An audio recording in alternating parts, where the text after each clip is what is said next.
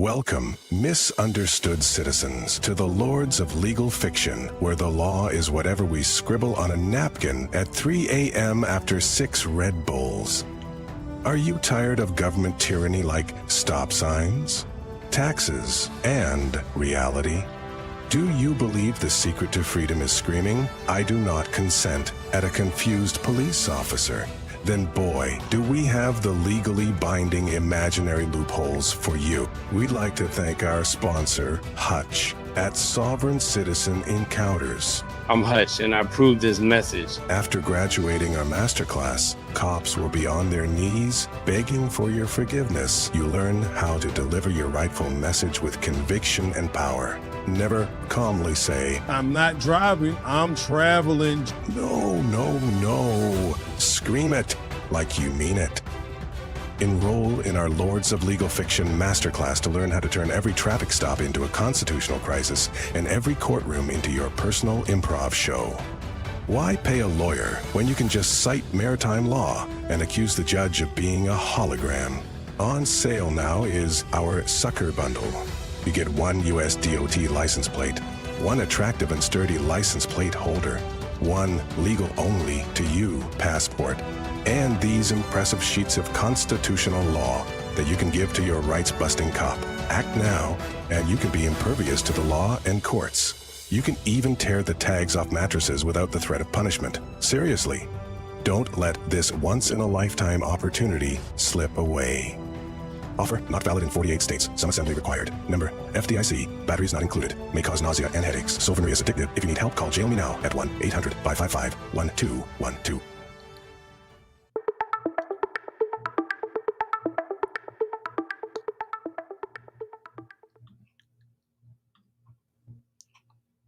Welcome, everyone. We are here. Let's do this. Let's get it going. So, I know y'all like the commercials, so I'll make sure I put them in there first so you can see it. So we got a whole lot to do tonight because this is the trial, and you know how trials are. They are not 30 minutes. All right? Huh? What did I do? So tonight, since it is kind of long, and I know most times a lot of y'all like hanging out here, so I suggest you get drinks, snacks, whatever. I mean, on a serious note, because we're going to be in here for a while, okay? And I decided to do it. I'm not going to do a cliffhanger, none of that. We're going to do the whole trial, okay? Because we got to get through the rest of these hearings. So, hello to everybody. I'll probably be in the chat a little bit, hanging out. I'll make some comments here and there, but we got a good ways tonight. So get ready. Let's have some fun, and let's do this, all right?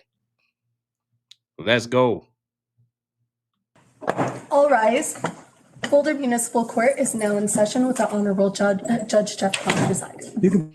Oh, just to let you know, I didn't get a chance to watch this entire thing, but I scanned through it. It's too long. So let's see if we get any surprises, because I haven't seen the whole thing. Be seated. Thank you. And give me just a moment. I gotta get our system back up and running here. I did not realize that it wasn't on, so it'll take a moment for it to warm back up. But while it is coming on, perhaps we can just get started with the basics here, and then I'll turn the video on as soon as we get everything moving. But I've seen that everybody had basically uploaded, sent to the court their exhibits. So I have all of the exhibits, including yours, Ms. LeCompte, that have been sent over. Those have all been uploaded into our system, and we've labeled them as exhibits A through F. You had an A and B that you submitted quite a while ago, which were already in the system. And then Sabrina just took the initiative to label the other ones that you've sent in as C through F. And we can let you know what those are, so you'll know which ones we're talking about if it becomes an issue. But that way you'll know what you're discussing. We can show you what we've labeled as exhibits C through F. And we already had the prosecutor's exhibits that had been uploaded as well. And it looks like Mr. Lau has decided to come to court, so I'd given permission for him to appear by Zoom, but it's fine either way. And then I did see that I took a moment to just glance at photos, although they hadn't been admitted as exhibits, just to get a sense of what might be the issues here today.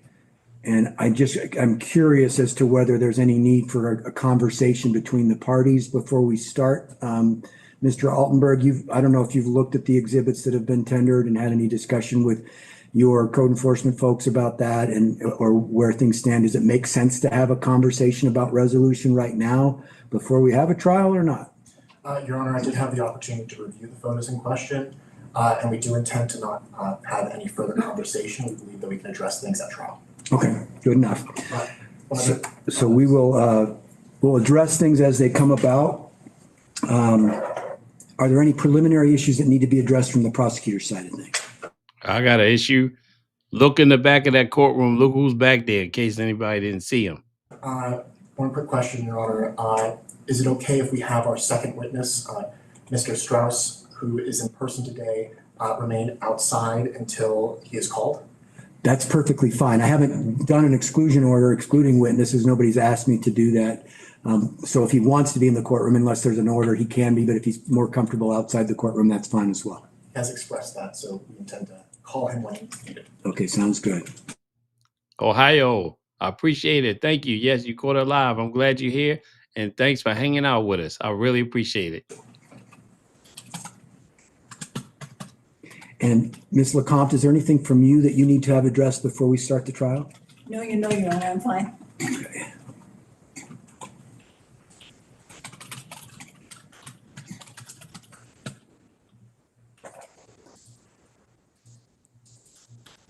And I think this is the other case was resolved without a trial. So I want to go through the trial process with you so you understand what this part of the proceedings are, because I don't know that you've had that experience with our court, Ms. LeCompte, and I do like to share that with people who are representing themselves. The prosecutor has the burden of proof, so it's his job to go first. He has the opportunity to give an opening statement if he'd like to. He's not required to. Similarly, you have the right to give an opening statement if you'd like. The thing I like to point out to people is just keep in mind that an opening statement is expected to be brief. It's just to be an outline or a summary of what you think the evidence will or will not show. It's not testimony. It doesn't serve the purpose of satisfying testimony because it's not sworn under oath. So I can't consider it as evidence. But if you've watched enough law programs, you've seen the lawyers stand up and make arguments in opening statement. But after we've had an opportunity for opening statement, then the prosecutor will present witnesses. Those witnesses will testify. You'll have a chance to cross-examine those witnesses, ask them questions. Each one of them, when the prosecutor's done asking his questions, you'll be able to do that. And then when the prosecutor's done presenting his case, he's going to rest. And then it'll be your opportunity to present evidence. You can testify if you choose to do so. You cannot be forced to testify, but if you want to testify, you'll have the opportunity. You'll also have the opportunity to call witnesses to testify as well.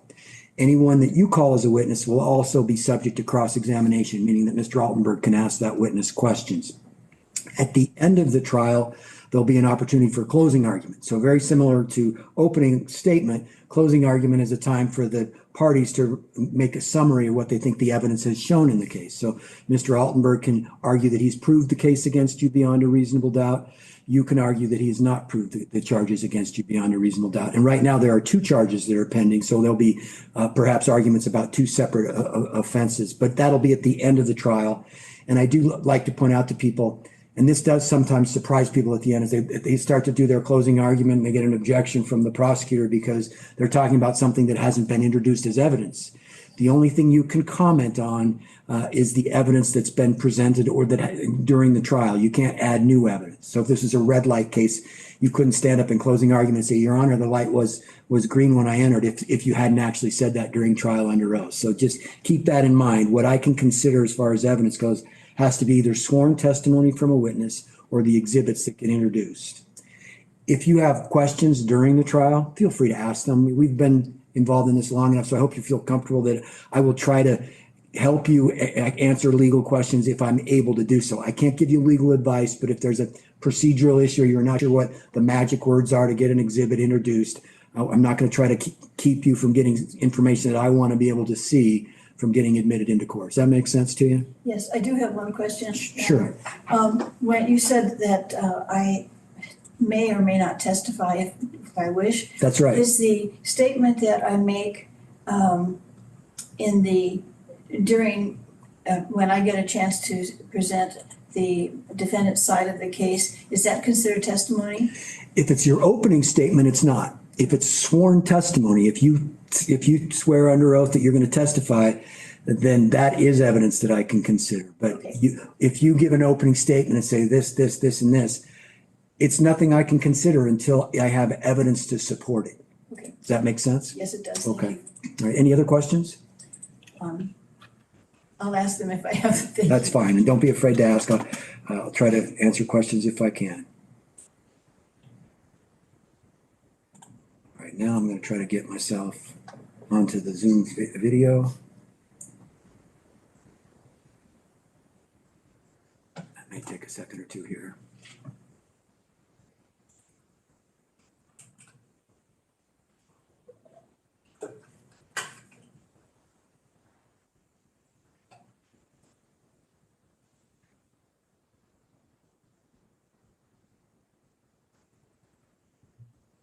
Sorry about the dead space.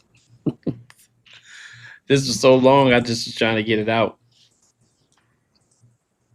It's taking him. That's okay, because y'all chatting anyway, so it's all good.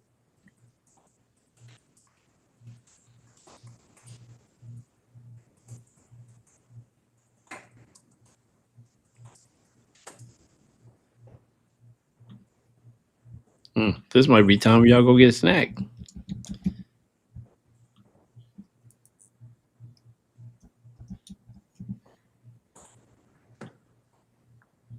In a minute, I'm gonna have to fast forward it myself. I know y'all not mad. This is my bad. I missed that. He must have went to the bathroom or something. That's right. Self-entertain. I knew it was gonna be long anyway. Yeah, I know that. Oh yeah.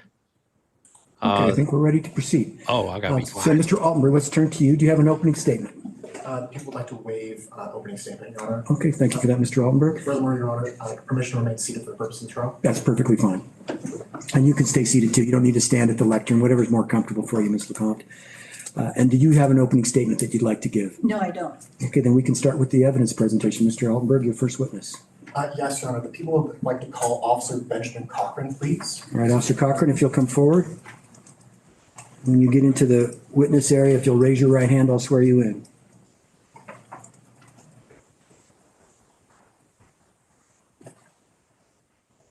Do you swear or affirm under penalty of perjury that the testimony you're about to give will be the truth, the whole truth, and nothing but the truth? I do. Okay, thank you, officer. Go ahead and have a seat. And whenever you're ready, Mr. Altenberg. Thank you, Your Honor. Officer Cochran, can you please state your name and spell your last name for the record, please? Yes, it's Benjamin Cochran, Cochran.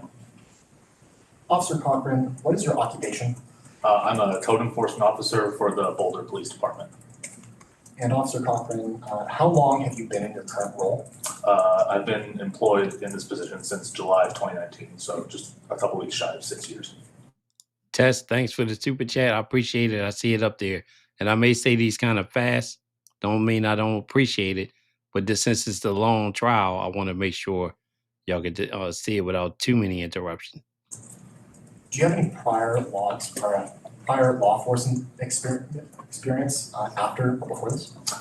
No, this is my first position within government law enforcement.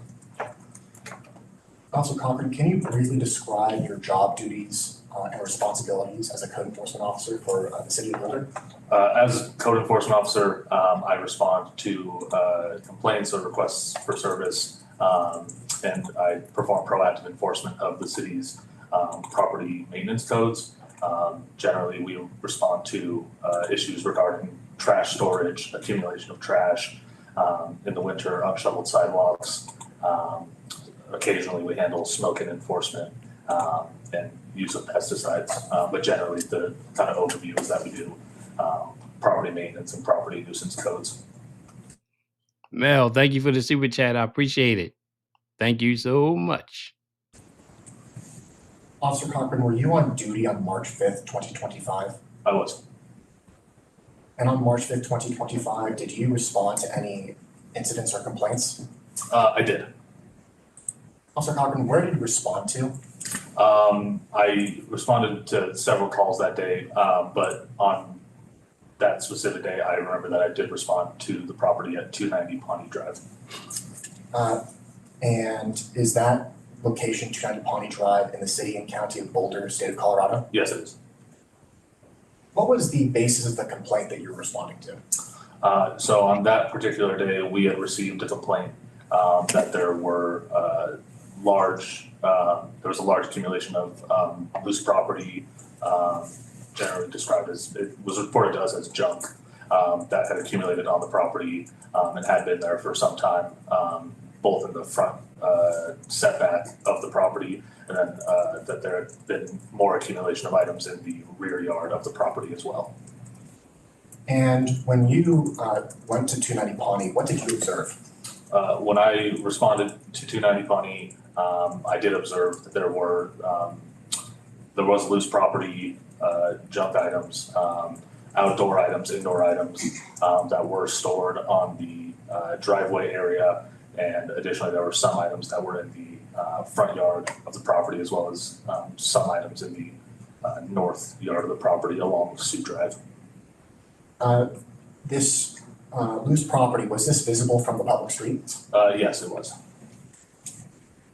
Did you take any photos during the time that you were responding to the complaint at 290 Pawnee Drive on March 5th, 2025? Yes, I did. What is depicted in these photos? The photos depict the exterior of the property, the yards, the various setbacks of the property. There were photos taken of the driveway area facing east towards the garage of the property. And then additionally, there were photos taken of the front yard and the kind of front entryway of the property. Your Honor, permission to show Officer Cochran what he marked as People's Exhibits 1, 2, 3, and 4.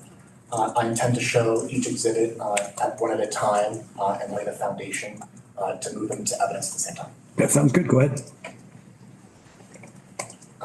May it be You can do it, or you can ask our clerk to do it, whichever preference you'd have. for the purposes of recording purposes, can we have the court clerk possibly do that? That's fine. So maybe easier for Officer Cochran as well to observe the photos? So do you want to see Exhibit 1 first? Is that your Yes, preference? please. Okay, so Sabrina, are you able to pull up Exhibit 1 for the parties here?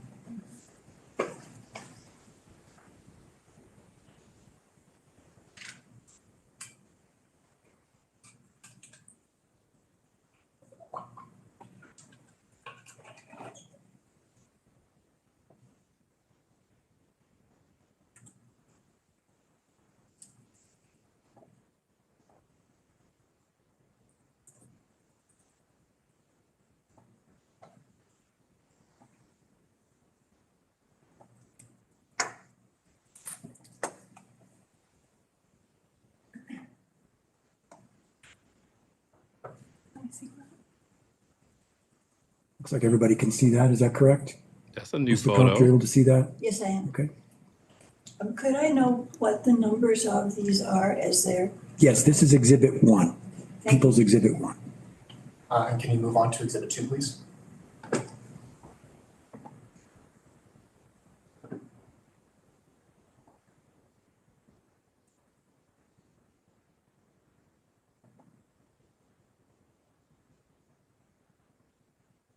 And this is People's Exhibit 2. I don't. Oh, Yeah. you're showing it. My apologies. I thought I had to do it separately. Can you please move to Exhibit 3, please? I haven't seen these before. I don't know if this is the cleanup. I have no clue.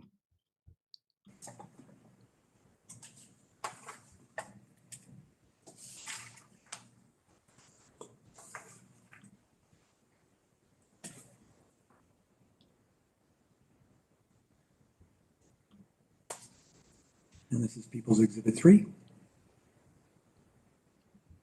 Lastly, can you move to Exhibit 4, please? Oh my goodness.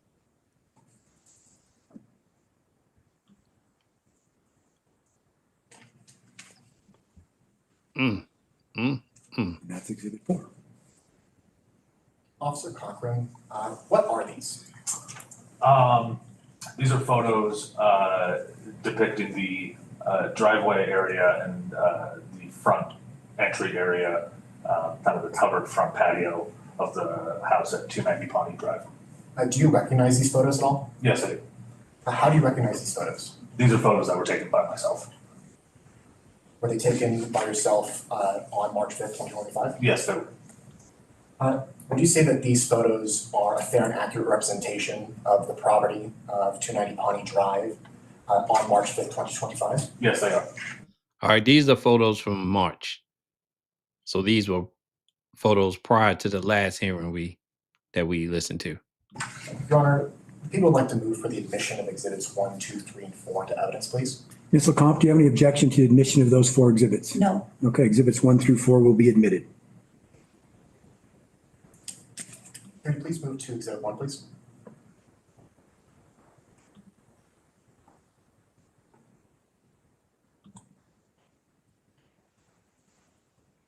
Officer Cochran, what is depicted in the photo labeled as People Exhibit 1?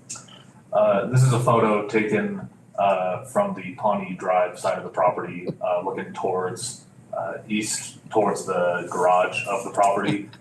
In the photo, there is an accumulation of various loose items of property, including storage totes, vehicle maintenance equipment, appliances, boxes. Some of it just appears to be scrap metal, but it's a various assortment of loose items. Can we scroll up in the photo, please? What does the text information on the top right of the photo represent? That is a superimposed text over the photo that indicates the date and time that the photo was taken. And what kind of items are pictured in this photo? Again, it's mostly there's appliances, vehicle, I'd say, mechanic type equipment. There's vehicle ramps on the right side of the photo, storage totes. There appears to be a blue barrel for storing liquid of some kind, presumably. But again, it's just an accumulation of various loose items. Would you describe these items as trash, recyclables, or compostables? Yes, I would classify them primarily as trash. And are these being stored in any sort of container? No, the items pictured are not stored in closed containers. Does it appear that any of these items, it does sound from your testimony that some of them do, but just does it appear that any of these items are vehicle parts, furniture, household appliances, household items? Yes, there are several of each of those photos. And are there any items larger than 3 feet in length, width, or breadth? Yes. Are these items on the property of 290 Pawnee? Yes, they are. They are stored in the driveway area of the property. And are these items hidden in any way? No, this particular photo was taken from the public right of way adjacent to the property. And would you say these items are stored in any organized way? No, not in my opinion. Can you move to exhibit number 2, please?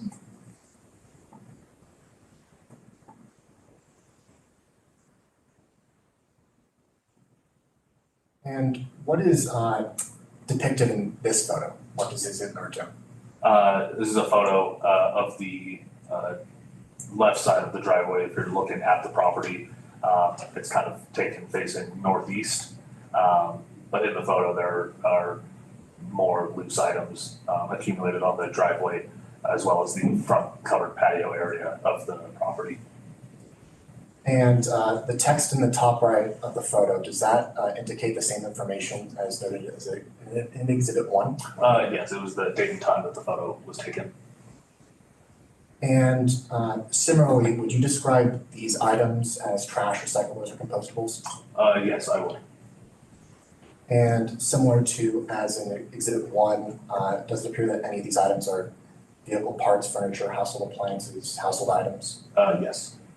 And are there any items that you see here that are larger than 3 feet more in length, width, or breadth? Yes, there are some items that are larger than that 3 feet measurement. And these items are still on the property of 290 Pawnee?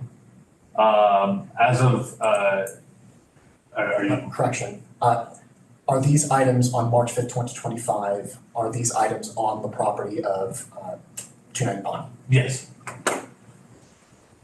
And are these items in any way hidden from the public view? no, once again, this photo was taken from the public right-of-way adjacent to the property. And are these items stored in any organized way? Not that I can tell. Can we move to Exhibit 3, please?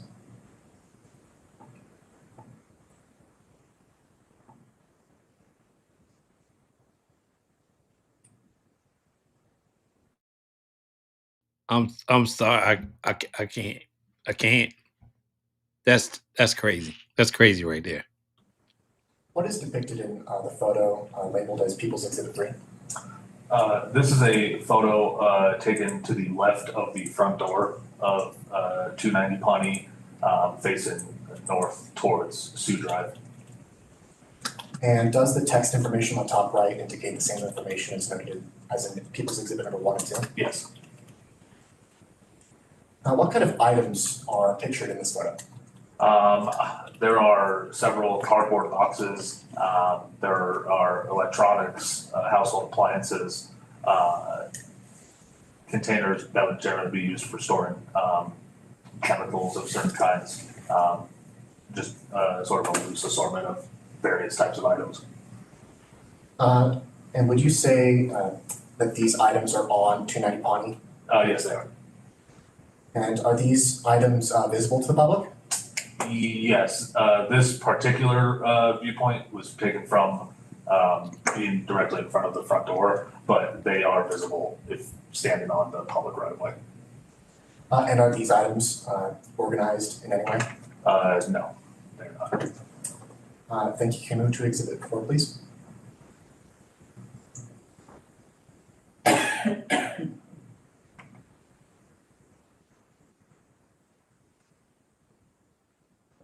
What is depicted in the photo labeled as People's Exhibit number 4?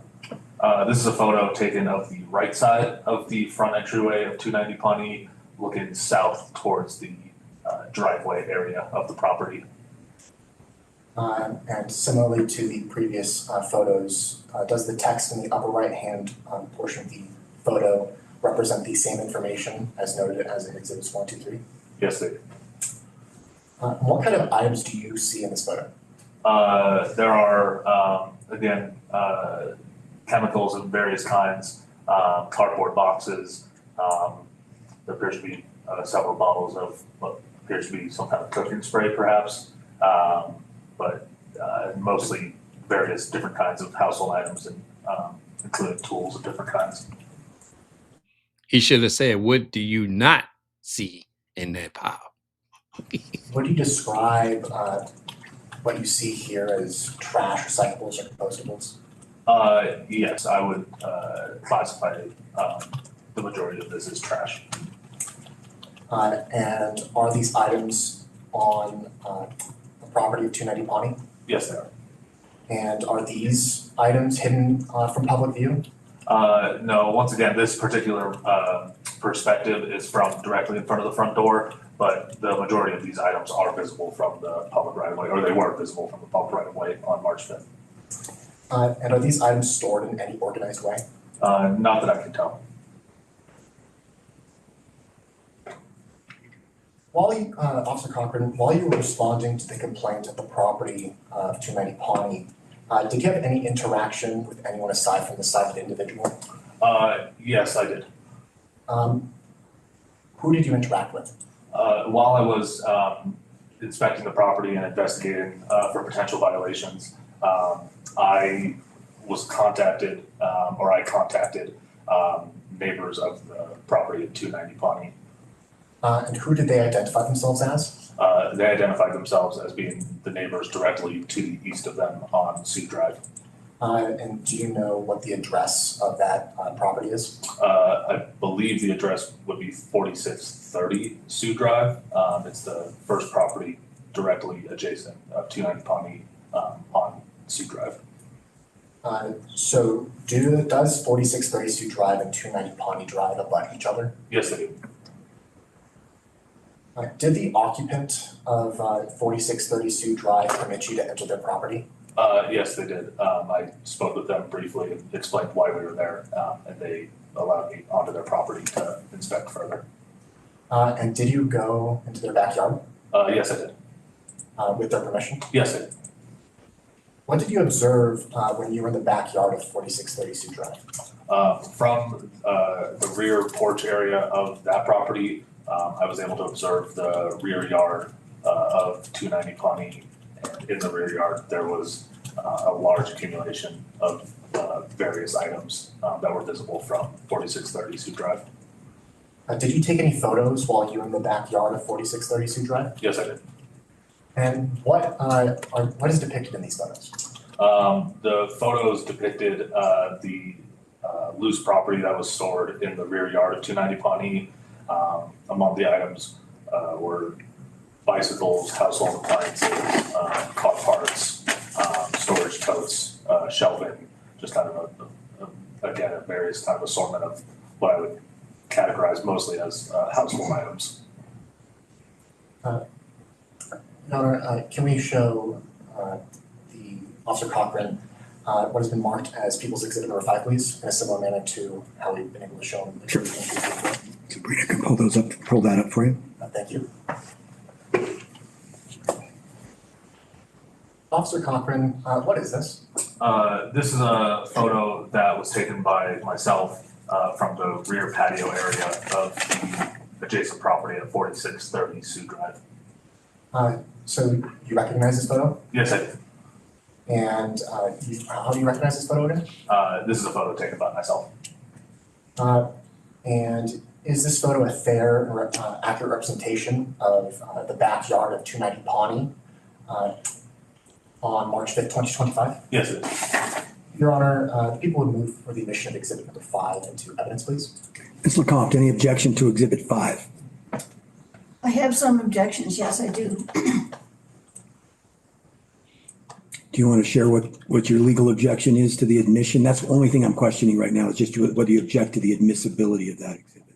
I'm not sure whether this is a legal argument, Judge, but I believe that this picture was taken under duress of the neighbors, and therefore that they were scared.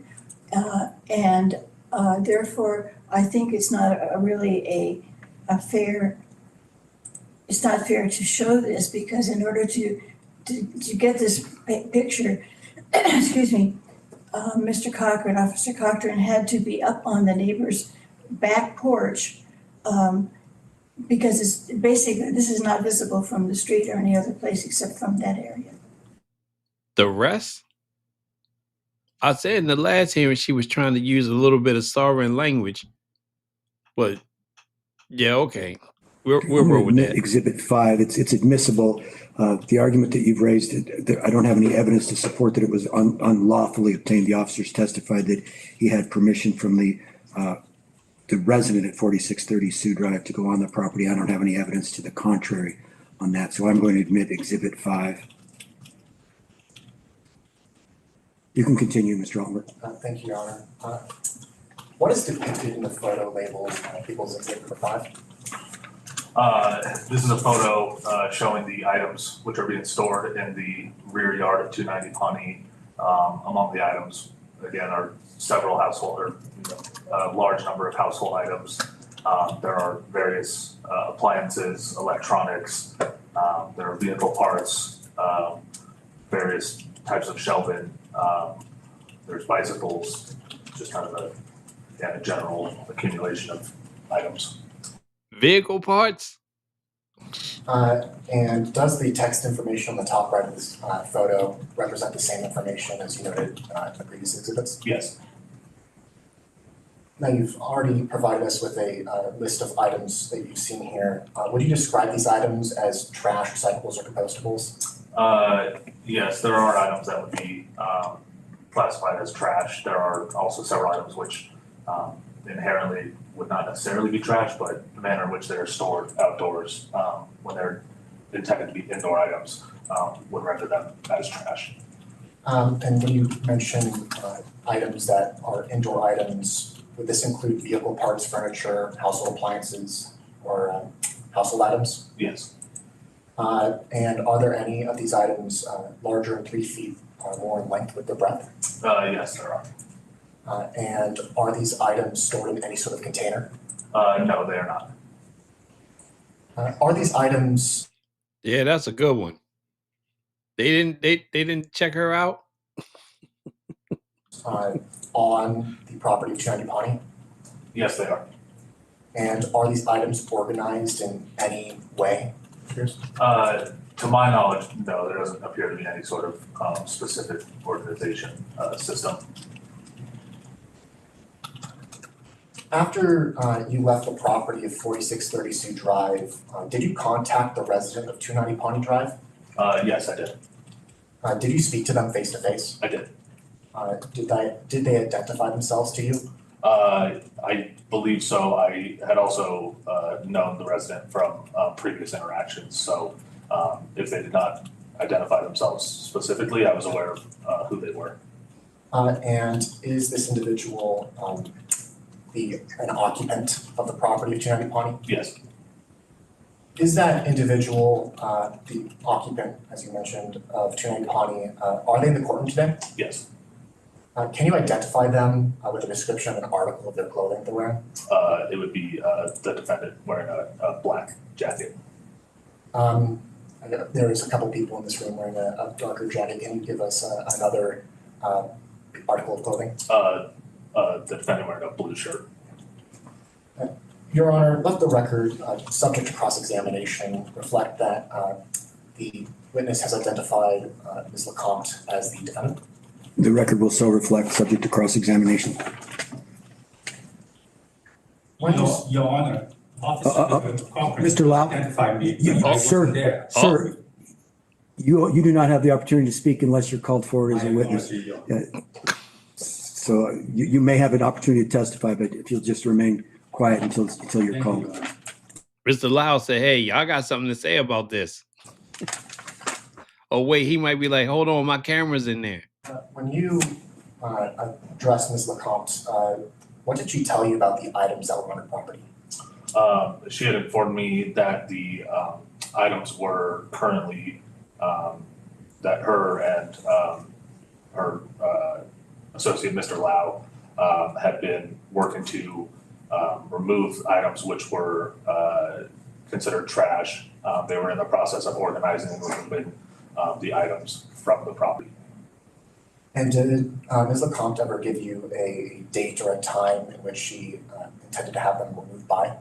I don't recall a specific time or date, but she said that she was actively working on removing the items, subject to some physical abilities which were hindering their efforts to remove the items. And you noted that you've had previous interactions with Ms. LeCompte before, correct? Yes. Did those interactions involve you going to 290 Pawnee? Yes, they did. Did those interactions involve items similar to those that you've seen today? Yes, they did. Thank you, Officer Cochran. No further questions. Thank you, Mr. Altenberg. Ms. LeCompte, do you have any questions for Officer Cochran? Is this the one that there's a cross-examination time? That's right. Okay. Good morning, how are you? Officer Cochran, had there been any prior complaints made about 290 Pawnee? Yes, there had been requests for service for us to inspect the property. Do you know who made those requests and what kinds of people made those requests? Your Honor, we're going to object to that if possible. What's the objection? We don't believe that the type of people or the individuals who are subject to the complaint is relevant to the actual items that are on the property. I'd very much like to argue that it is a relevant question.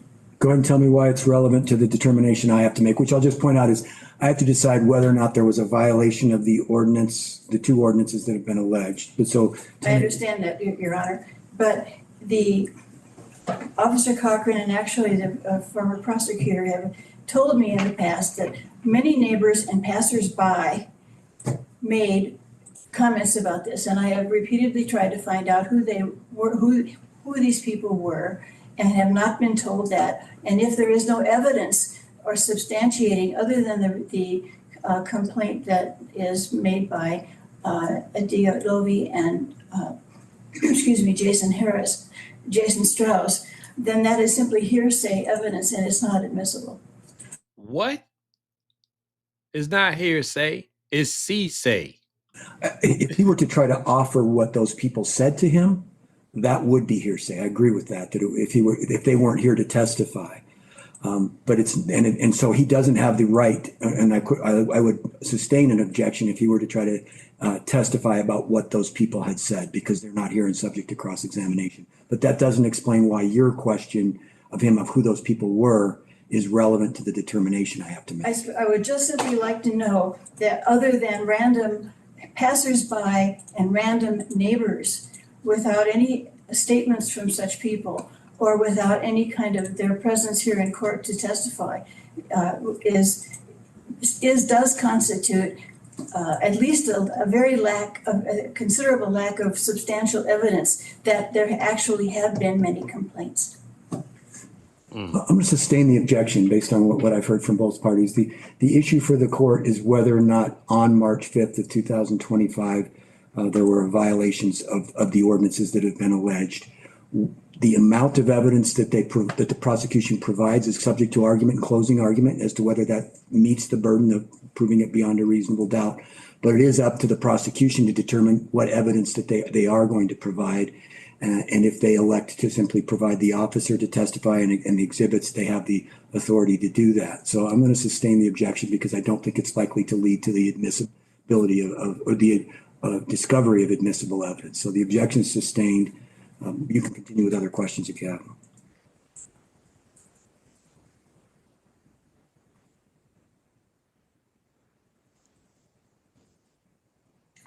Can you tell me who told you to write a ticket for me or against my property, Officer Cochran?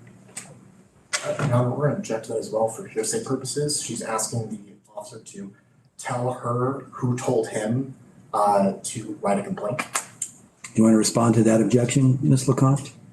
I think it's relevant because I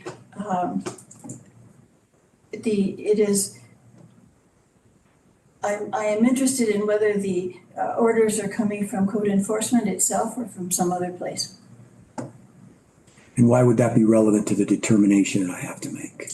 It is relevant because of the continued campaign that the prior prosecutor has maintained against me and my property and my partner over the last these many months.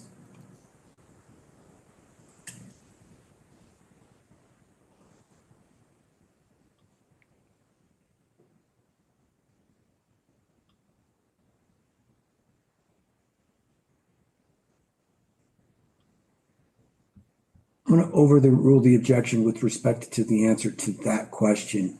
I'm not going to allow the witness to testify about substantial conversations that he may have had with that individual because it may be protected under attorney work product or some other client representation. So he may not be able to disclose the content of those conversations other than he was directed by a certain person to issue the citation. So you can answer that question if you know the answer to it. At that point in time, when I responded to the property, I was personally prepared to issue a summons. The only conference that I had was I confirmed with the city attorney's office that a ticket would be valid for this violation due to the accumulation of items that were present in the front yard as well as items that were present in the rear yard as well. You can ask other questions from there if you choose. I have no more questions. Okay. Any redirect? Yes. Officer Cochran, when you respond to a complaint, why do you respond to complaints? We respond typically so that if there are, neighbors or, persons within the city who have situations or potential code violations that they would like resolved, generally they're for health and safety purposes. So we make it a point to respond to complaints to make sure that specific concerns from, citizens or persons within the city, that their concerns are addressed, whether they're actual violations or not.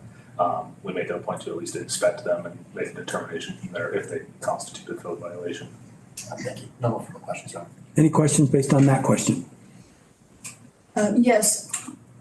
Can you tell me whether the adjacent neighbors specifically made a complaint that led you to be there on March 5th? As far as I'm aware, it was not the neighbor immediately adjacent at 4630 Sioux Drive who had submitted the request for us to make an inspection. I did contact them once I was at the property, just by happenstance, but I do not believe that they were the ones who submitted the original complaint, which spurred us to visit the property on that day at that time. Can you explain what you mean by happenstance, that you met them by happenstance? I believe on that day, while I was there at 290 Pawnee inspecting the property, the neighbors at 4630 Sioux Drive had returned home after I believe they were running errands of some kind, and I just happened to observe them, and they observed me while I was doing my inspection. So you initiated the contact with Mr. Strauss and Ms. Levy? I don't recall specifically who made the initial contact, but I believe it was, I observed them arrive home. We kind of greeted each other, and I just explained why I was there at the property once again. And that's when they gave me additional information and subsequently invited me onto the property for further inspection. So would it be correct to say that neither Mr. Strauss or Ms. Levy actually filed a complaint against 290 that you were responding to? Your Honor, we're going to object to that once more. I don't understand why, people don't understand why questions pertain to 4630 Sioux Drive and a possible complaint has to deal with the actual evidence of items on the property of 290 Pawnee Drive, especially involving the allegation of, after the witness in question has already stated that he's confirmed that it's not them that's originally brought the complaint. So it sounds like I'm glad he objected because I was about to do it. you're saying that you object to it as under relevancy grounds. Yes. Okay, so the objection is it's not relevant who initiated the complaint. Do you want to respond to that? The response to that, what I am concerned about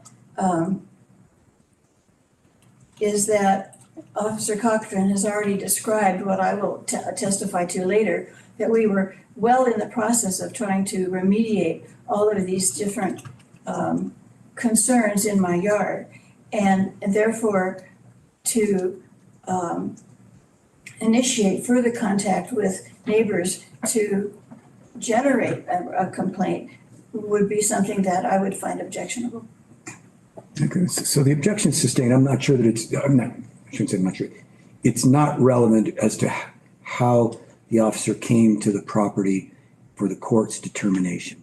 I'm going to sustain the objection. But if you have other questions that are based on that initial question from Mr. Altenberg during redirect, you could ask.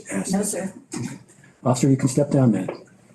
And do we need Officer Cochran to remain just in case there's other testimony he might need to call in your rebuttal case? I'll leave it to your discretion, Mr. Altenberg. No, Your Honor. All right, so you're okay with him leaving? Yes. Your Honor, because. Hold on for a moment. Again, you're not a witness or a party here, Mr. Lau, so you can't address the court. I know you want to, but you do. He testified about my presence. So I believe I have the right to question or cross him. No, you do not. No, you do not. You're not a party to the case. So let me make it clear. Yes. He may have testified and your name may have come up, and certainly if you're called as a witness, you can testify about your involvement with the case, but you don't have any standing to participate in the proceedings otherwise.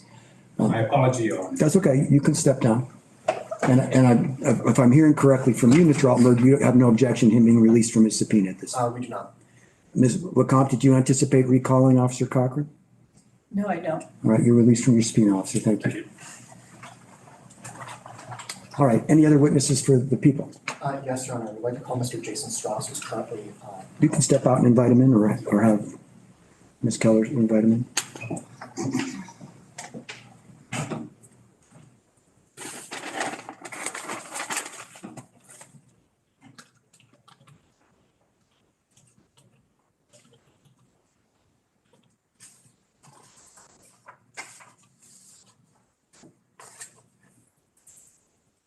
Your Honor, the people's witness is currently running to the restroom right now, so we apologize for the delay. All right, we could take a couple minute recess, just allow people to use the facilities if they need to, and we'll start back up here at 3:25. So we'll just wait a couple minutes. But if you need to step out, Sabrina, you've been on the bench for quite a while prior to this, so if you need to step out, feel free, and we'll come back in at 3:25 and we can go off the record for just. Uh-oh. Did I miss it? I'm going to fast forward if that's the case. Hold on a second. How y'all feel about this trial? What y'all think going to happen? Let me go over here to this. Let's see here. Yeah, they taking a break. I can fix that. We're going to fix that.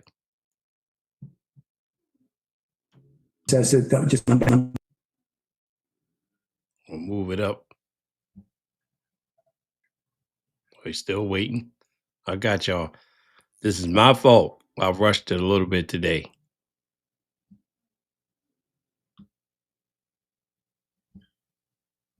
He ain't talking.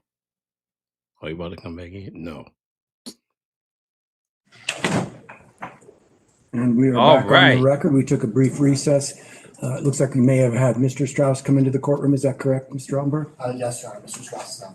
All right, sir, if you're Mr. Strauss, if you'll come forward here, I'll swear you in as a witness. All the way up to the witness stand, if you will, and just go ahead and have a seat right there. Once you get there, I'll have you raise your right hand for me, sir.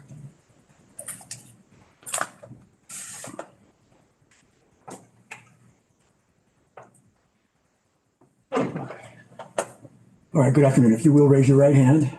Do you swear or affirm under penalty of perjury that the testimony you're about to give will be the truth, the whole truth, and nothing but the truth? Yes, I do. All right, thank you, sir. Go ahead. Whenever you're ready, Mr. Altenberg. Thank you. Hello, Mr. Strauss. Can you please state your name and spell your last name for the record, please? Jason Strauss, Strauss. Mr. Strauss, what is your address? 4630 Sioux Drive. And how long have you resided at 4630 Sioux Drive? Just coming up on 2 years. So on March 5th, 2025, were you residing at 4630 Sioux Drive? Yes. Do you know what address abuts your westernmost portion of your property? Yes, 290 Pawnee Drive. And who resides that property? Ms. LeCompte and Mr. Lau. On March 5th, 2025, did you have any contact with a code enforcement officer? Yes. And did you give them permission to enter your property? Yes. Did you give the officer permission to take photos while on your property? Yes. And what did the officer take a photo of? The officer came to our backyard, took a picture, I believe, from our deck overlooking into 290 Pawnee. Can we show the witness exhibit number 5, please? That's already been admitted into evidence.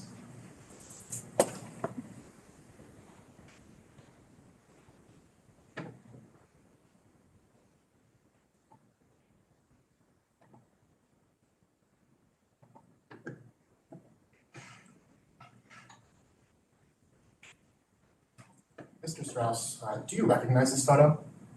Yes, this is the photo from the deck in our backyard. And how do you recognize this photo?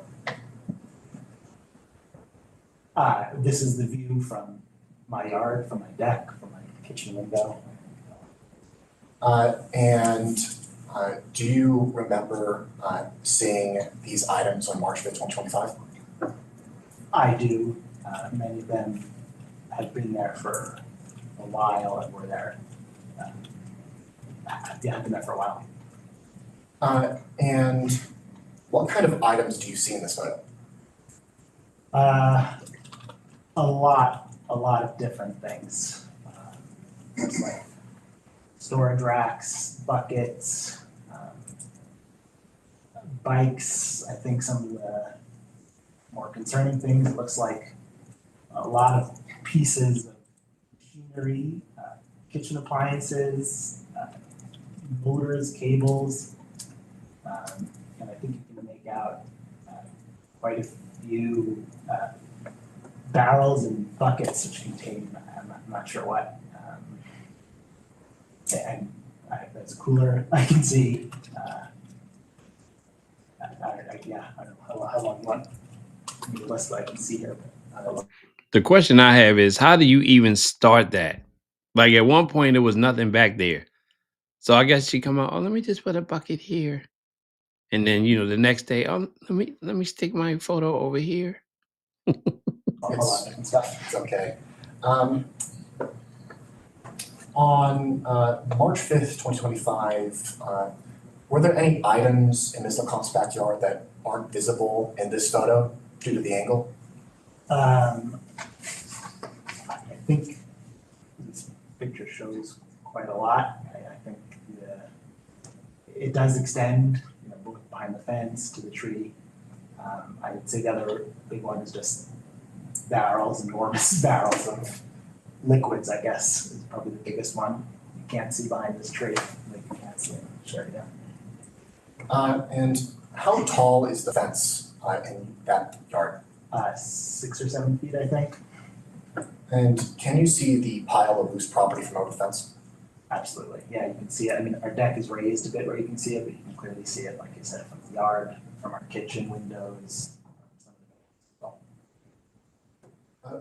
From your time living at 4630 Sioux Drive, do you know whether any of these items were being conserved for later use or for collection? I'm not sure. It's, like I said, a lot of it's been there for a while. I think I've seen some of it being moved, but I'm not sure. And when you say moved, do you mean moved still on the property? Both on and off the property. Does this pile of loose property appear to be a fire risk? I think so. Why do you think would be a fire risk? I mean, we do get high winds here, which is obviously there's a lot of loose property. But we are nervous about stuff flying into our yard. There is also, I mean, not in this picture, but pretty sizable pile of wood. And I'm also nervous about the ability to get on and off the property, both for us, for fire people, is that a term? And does this pile of loose property actively harbor any pests, rodents, or wildlife? We, for the first time, sort of recently have seen rats and mice in our yard, which we hadn't seen before. Mm-hmm. We have seen raccoon recently on the fence. And then the other one is, like I mentioned, we've seen kind of by the nature of the layout, just kind of standing water, which I think harbors mosquitoes in our kind of dry climate. Yeah. And do you recall there being any existence of odors that had been coming from 290 Pawnee on or about around March 5th, 2025? I don't recall any specific odors on March 5th. Okay. But the pile that you see here that you've testified to as being something that's been there for an extensive period of time, has there been any odors that have wafted from that pile? Yeah, I think we've smelled some odors. It's tough for us to pinpoint exactly where they're coming from. Has Ms. LeCompte ever expressed any worries to you about the dangers that you've mentioned? I don't believe so. And aside from the backyard that you see in Exhibit 5, do you have any personal knowledge of any other loose property that existed on Ms. LeCompte's property on or about March 5th, 2025?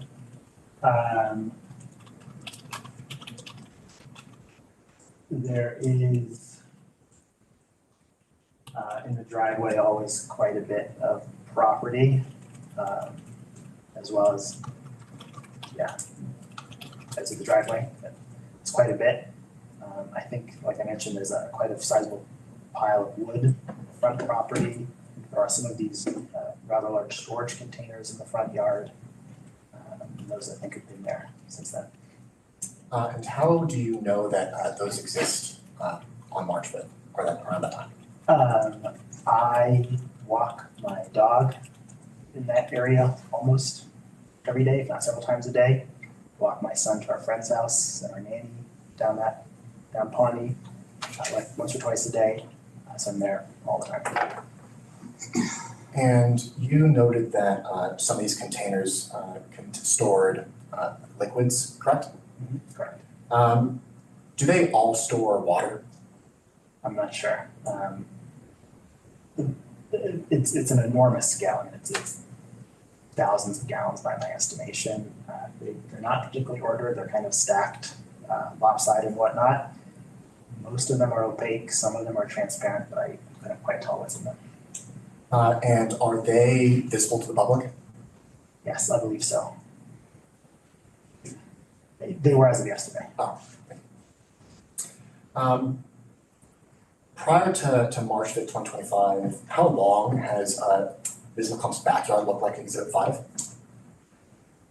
I can recall the day. It's February 22nd. It's when we came home from the hospital with our second son. So on that particular day, we were excited to come home. The property front yard was being cleaned up, which we appreciated, but a lot of it seemed to move from the front yard to the backyard on that day.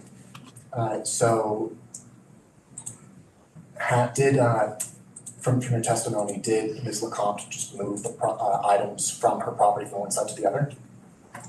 I don't have an inventory, but it appears that a lot. I have an objection. Go ahead and state the objection. It's conjecture. So the legal term is speculation, but it's the correct Yes. concept that you're trying to describe. You want to respond to the objection? It's calls for speculation. Yes, Your Honor. The witness has already testified that he does recognize most of the items that he just mentioned as being items that are on previous portions of the property. So seeing that the items in question were at one point on one portion of the property and now testifying to seeing them again in the backyard, I believe it is a relatively easy inference.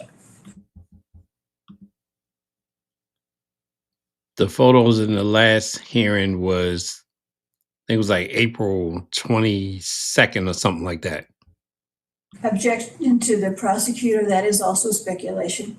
So I'm going to overrule the objection, but I am going to ask you to restate the question and then advise Mr. Strauss, to the extent you answer the question, you have to be specific about what you saw that had moved from one area to another area. Mr. Strauss, what kind of items did you see in the backyard of 290 Pawnee on the 22nd of February when you came home? Some of the items that I know have been there the entire time include, like I mentioned, a lot of the larger storage containers, the metal storage racks. I couldn't speak to kind of individual things in the pile. Some of the bins as well, I recognize. And the items that you recognize, did you ever see any of those items on other portions of Ms. LeCompte's property? I don't recall specific items being moved. I would distinctly recall seeing the help they have walking between the front yard and the backyard. So you saw other entities moving items from the front to the back? Yes. Okay.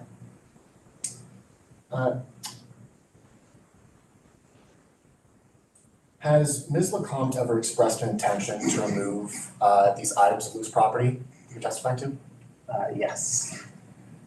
How many times has she expressed intention to remove any of the loose property? Even though there was an objection, what's the relevance of that question? Your Honor, in Fuller Revised Code Section 635, which is one of the two alleged violations for today, Subsection A6 includes a defense that notes to, as I mentioned before, the ability to have items be stored in a manner that is reasonably calculated for removal. Testifying to the intention to have something removed and they have not been removed yet does indeed go towards negating that defense by stating that an item or in question is stored in a manner that is not being intended for inevitable removal or later repurposing. So I think it could be relevant if we had an argument that is raised. So I'm not gonna allow him to answer that question now. If Ms. Lecomte raises through her own testimony or otherwise through cross-examination, the idea that she was in fact taking advantage of that defense, then I would agree that it would be relevant at that time. So I'm creating, at this point as the judge, I'm gonna enter an order saying you can't answer that question, but you may be able to ask it later. So just the question of how many times she's stated or. Right, anything pertaining to statements that she's made about intention to move or to remove property wouldn't be relevant at this stage. It might be relevant or admissible if she raises the defense of I was planning on moving all of this property and I was taking advantage of what's set forth in section 635. Thank you. Mr. Strauss, did you see any items be brought to Ms. Lecomte's property since March 5th, 2025? Yes, there's a fairly regular movement of items being brought on or off the property. And do you more often than not see items stored on 290 Pawnee for an extensive period of time? Yes.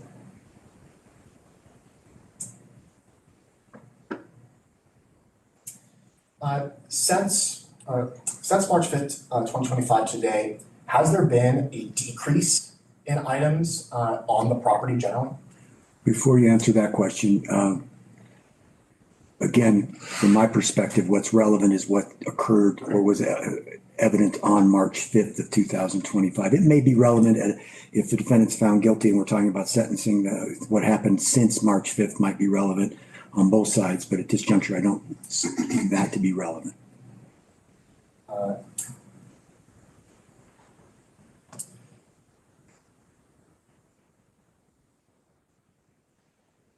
Would you state that the storage of the items that you've seen and testified to today were stored in a manner that minimally impacted other properties? I think I understood the question. I would argue we were fairly impacted by it. What impacts have you personally suffered due to a large amount of loose items on Ms. Lecomte's property?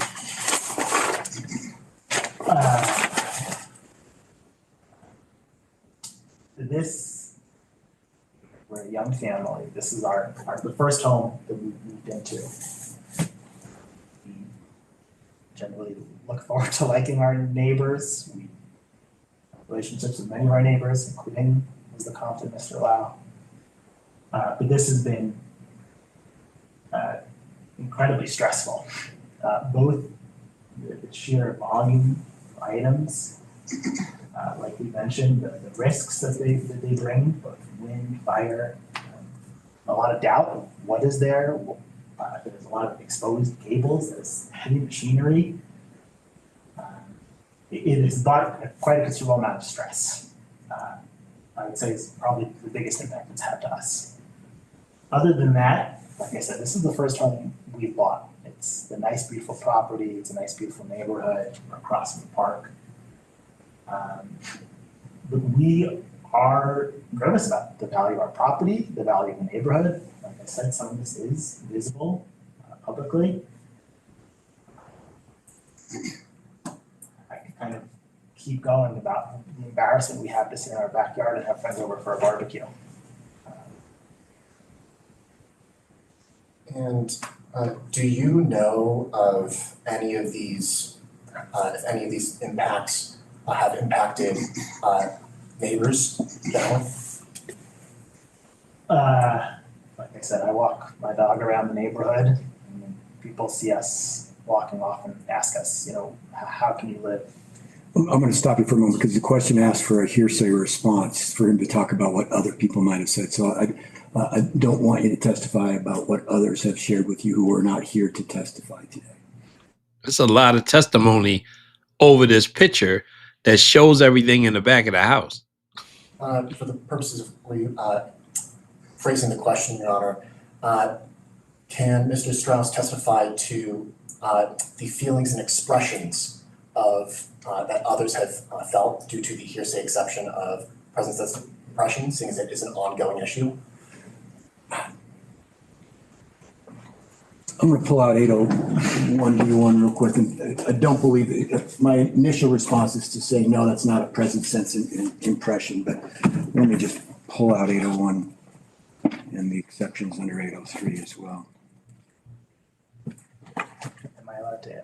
Yeah, just hold for a moment while I determine whether it's admissible for you to talk about what others might have offered as a present sense impression.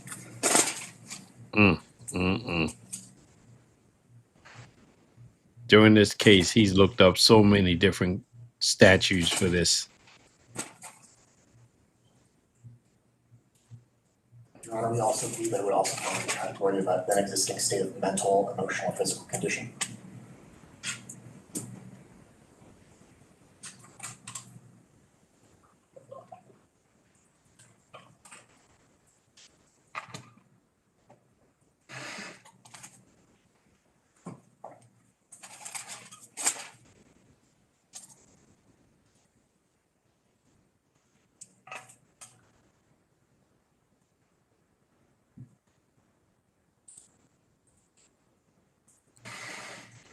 This is what you definitely call a waste of the court's time.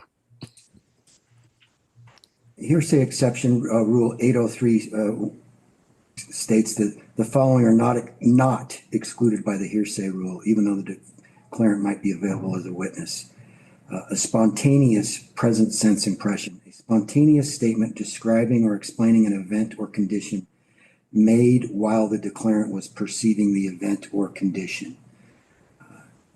And then you've also articulated under a then existing mental, emotional, or physical condition. We'll start with 803.1.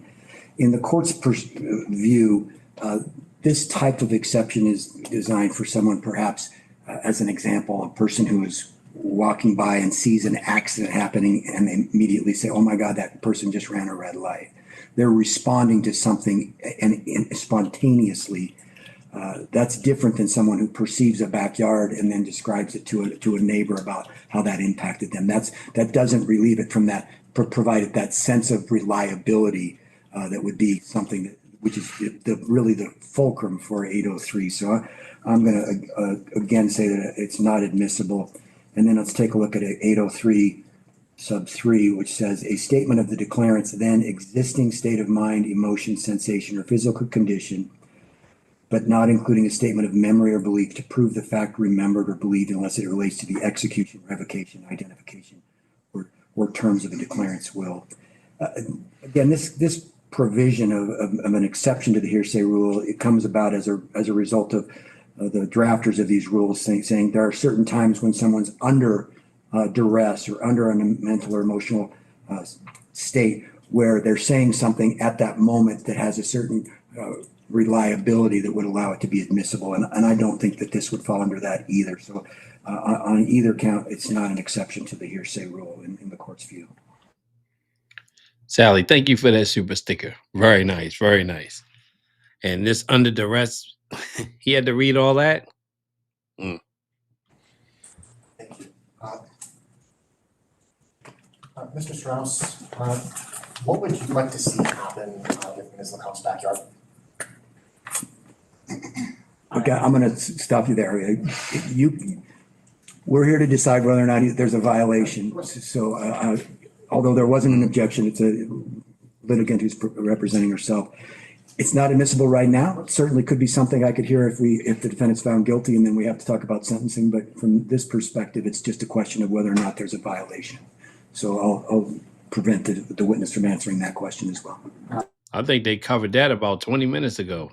What y'all think? There's no more further questions. Okay, thank you for that, Mr. Allenberg.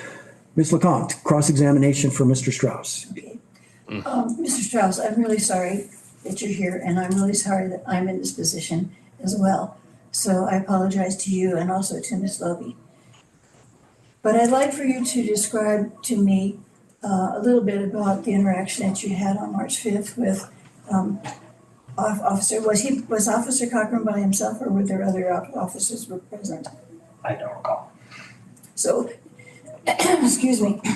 Let's pause for just a moment. Is that yours? Oh, that's mine. I'm so sorry. We'll just pause for a second. We can stop the record. Yeah, I appreciate that. Huh? That's contempt. Let me see how long this hold out.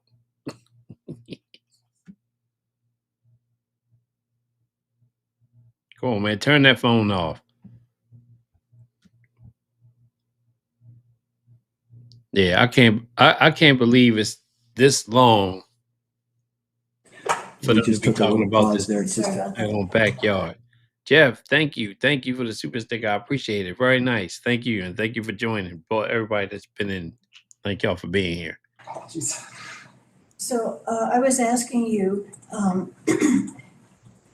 was Officer Cochran by himself, or did he have other officers with him at the time on March 5th when they came to your house? We've had several interactions. We're going to object for relevancy purposes. There's some no reason we don't understand how this addresses the actual items on the property. Overrule for right now. We'll see if it ties up, but let's give her some leeway to ask the questions and if you can answer the question. We've had several interactions with Officer Cochran as well as other officers from code enforcement. I don't specifically remember on March 5th if he was alone or not. Okay. So Officer Cochran has testified that he ran into you and your wife as you were coming back from some shopping or whatever, and that then you had a discussion with him. Okay. Can you tell me what I assume it was Officer Cochran said to you at that time? Your Honor, we're going to object for hearsay purposes, very clearly trying to have Mr. Strauss testify to what Officer Cochran has stated. Your Honor, I'm simply asking him to recount his own conversation. And he's objecting, you're basically objecting that it's hearsay, correct? Yeah. Happy to answer. It could become a prior inconsistent statement and admissible there, so I'm going to allow him to answer it. And if it's something that I deem I should be able to consider, then I will make it admissible, and if not, I'll indicate that it's not admissible. But let's determine if it's in fact an inconsistent statement with what was testified to by Officer Cochran. If I understand the question is I believe, yes, we had come home. We were home on our front yard. We did see Officer Cochran. I don't recall if he engaged us or we engaged him. Either is just as likely. We have engaged with some code enforcement as we've seen them before.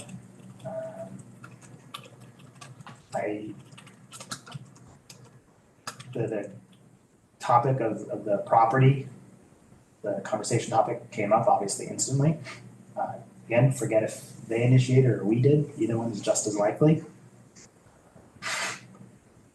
I believe he was looking at the property. Yeah.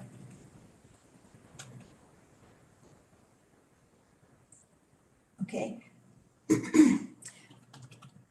I'm interested in the issue of how it feels to have uniformed officers come to your property and discuss things with you. And did Officer Cochran discuss this with you or both you and your wife? Both of us went outside, or were outside and spoke with Officer Cochran.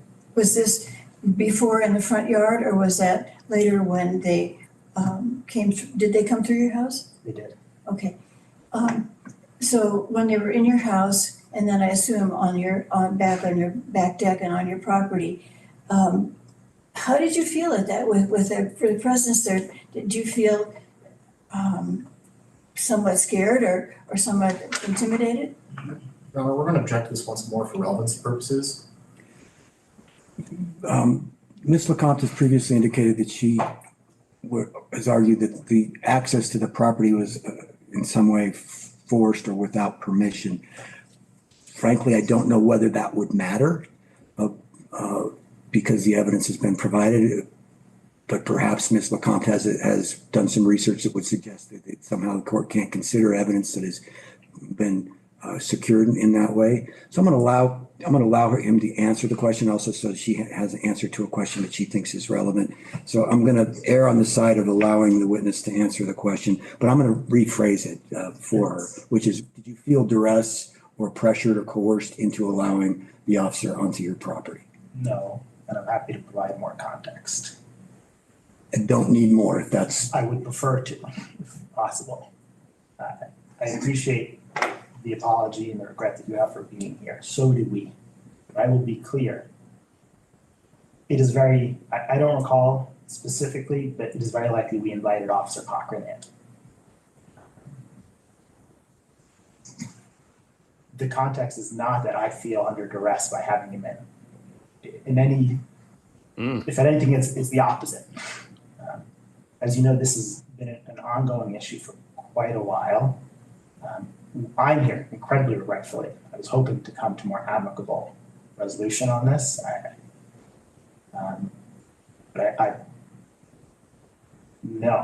If he came in, it was with our wholehearted, please take a photo. Please help us understand what's going on here. Oh, you know what's going on. Any other questions for the witness?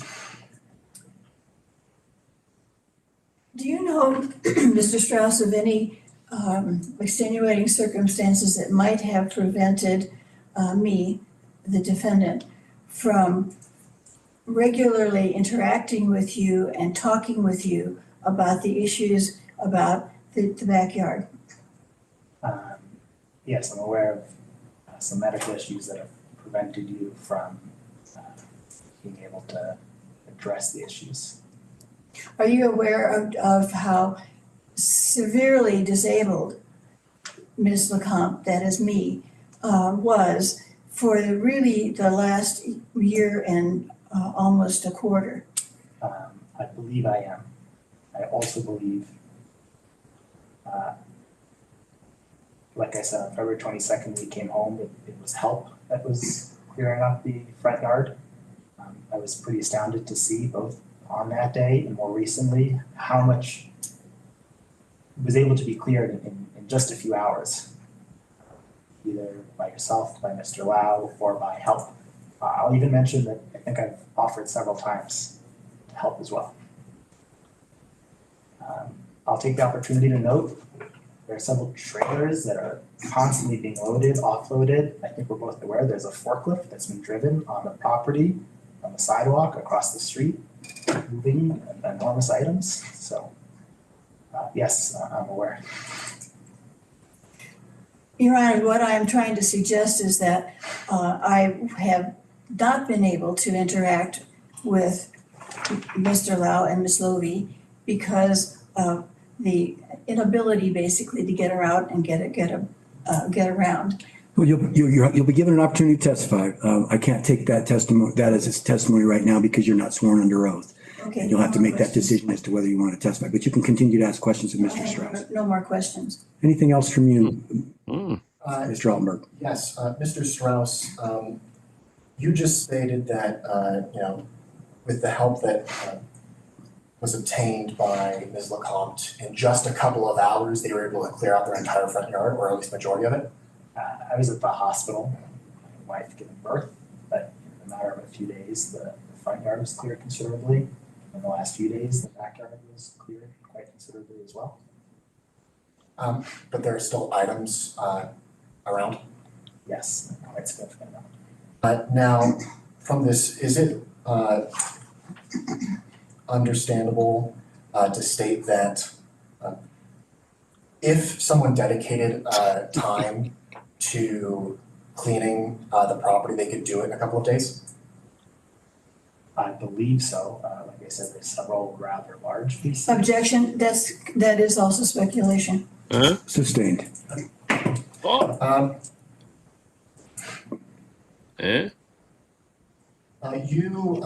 Or Ms. LeCompte asked you if you knew about information pertaining to her injuries, correct? Yes. Was there any moving of items of on or off the property within the time frame of her being injured? Oh, excuse me, I wonder what is the relevance of that? Do you want to object? She's objecting to your question is under relevance grounds. Yes, Your Honor. It can be noted that one of the aspects of having this these items here being removed or being stored in a manner that can permit them to be removed in any way by stating that she has injuries and she's unable to or has difficulties with moving items. We believe it's relevant to determine that if she was able to move items and the items were being moved, that they could have been moved despite the injuries in question. Somebody moved the items outside. Why you can't get rid of them? Don't overrule objection. You can answer it briefly if you know the answer. And if you want to restate it for him, you can. There's a very regular movement of items both on, off, and around property. And this occurred around March as well? Yes. Thank you, sir. No more further questions. Okay. You can step down, Mr. Strauss. I know it may be a little bit inconvenient, especially on where we are on July 3rd at 4 o'clock, but there were some objections that I sustained with respect to some questions that may come up later. And so I'll ask you to just remain. You can stay outside the courtroom if that's more comfortable for you, but just if you'll remain until we're wrapped up with the evidence presentation. Thank you, sir. Any other evidence for the people? People have no more witnesses. Okay, so people have rested their case. Ms. LeCompte, it's now your opportunity, if you choose to do so, to put on evidence regarding this issue. I have not yet advised you of your right to testify, but I want to take the time here to do that with you. As you've heard, when we did the initial arraignment in this case, you have the absolute right to remain silent. No one can force you to testify today. If you choose to testify, you'd be giving up that right to remain silent, and you would be subject to cross-examination. And I want to make sure that you understand that. If you were to testify and take the stand and testify, if you had a felony conviction, the prosecutor could disclose that felony conviction to me. I would consider a felony conviction only as it bears upon your credibility as a witness. That means that someone's been convicted of a felony doesn't mean they're guilty of another charge, but they may be less credible as a witness. So I want you to be make sure you understand you have those rights. If you chose not to testify, I can't imply anything from that except that you've exercised your Fifth Amendment right to remain silent. Do you understand all of that? Yes, I do. Okay, I want to make sure you had that information before you made a decision on who to call as a witness. Do you want to call witnesses here today? I may decide to call Mr. Lau. Okay, so it's now your time. So did you want to call him as a witness? I'd like to give my testimony first. So you want to testify? Yes. All right, and you understand the right that you have the right to remain silent, but you're choosing to testify? Yes. Are you making that decision voluntarily today? Yes. Is anybody forcing you to testify? No. Are you under the influence of any medications or drugs or alcohol that would impair your ability?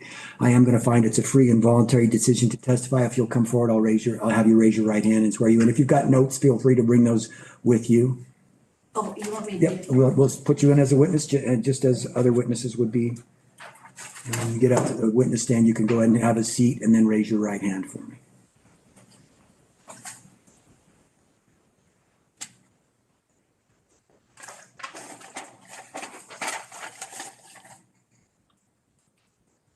All right, do you swear or affirm under penalty of perjury that the testimony you're about to give will be the truth, the whole truth, and nothing but the truth? I do. All right, thank you. Go ahead and have a seat. And then, Ms. LeCompte, you obviously don't have to ask yourself questions. You can just begin giving a narrative. It is possible that there'll be an objection, so I'll just ask Mr. Altenberg if there is an objection to stand. And then when you see him stand, if you'll pause your testimony so he can articulate what his objection is. Does that make sense to you? I'm talking to you, Ms. LeCompte. Yes, it does. Okay. Sorry. All right, so. All right, look like you're talking about popcorn in the chat. It might be time to go get some. Go ahead and tell me what you'd like me to know, and with that caveat in mind. And that is the beginning of my statement? Yes, that's right. Okay. I would like to begin by submitting exhibits A and B, defendants exhibits A and B, at least that is how I have listed them. Okay, let's pull up what we have marked as exhibits A and B and make sure that we're on the same page as to those. So if we can pull up exhibit A and show that. I want to make sure that we're talking about the ones that were submitted at the very beginning. Yeah, I think that's what we have. Okay. A and B were submitted well back in March or Yes. April. No, So these were, they were actually in April 22nd. April, is that the one that you see from April 22nd? I believe. So I actually don't see anything in there until what the first things that were uploaded was on May 21st. Why don't we pull up exhibit A that was from May 21st and see if that's to what Ms. LeCompte is discussing.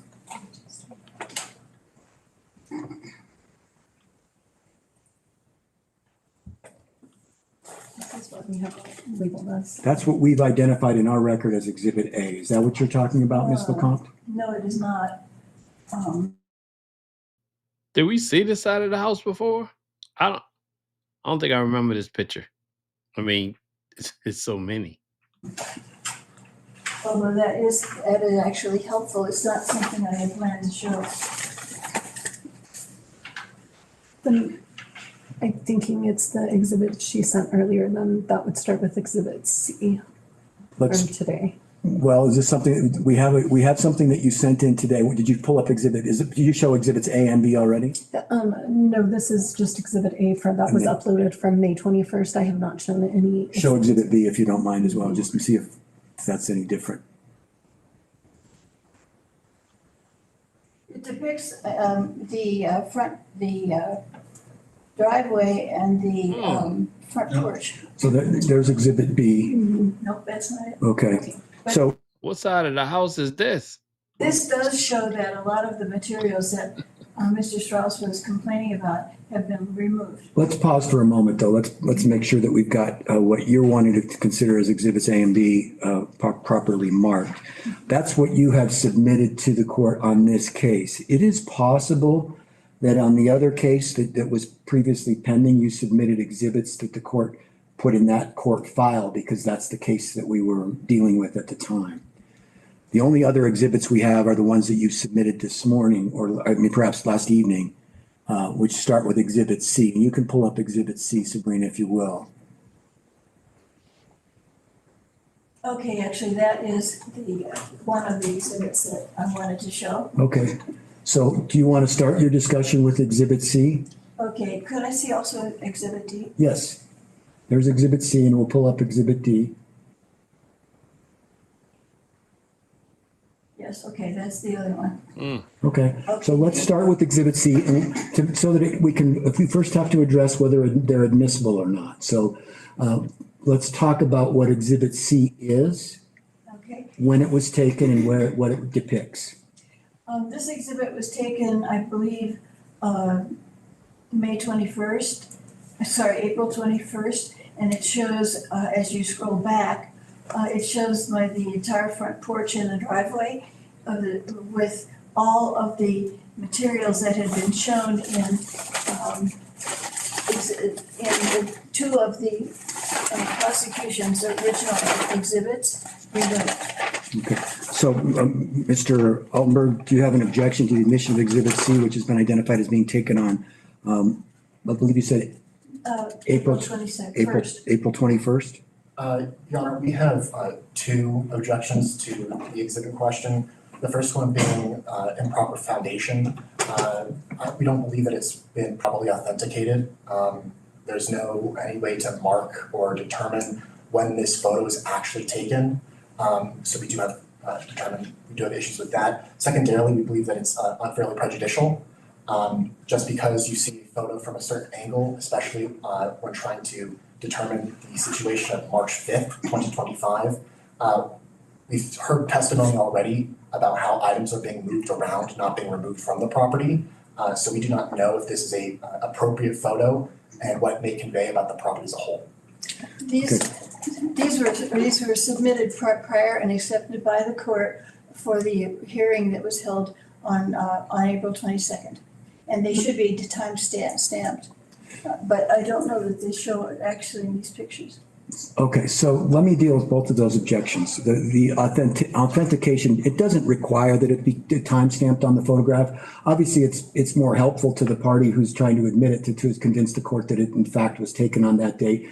But Ms. LeCompte has testified that it was taken on April 21st or 22nd. And so that lays the foundation that she took the photograph, or someone that she knows took the photograph, and it accurately depicts the area on that date.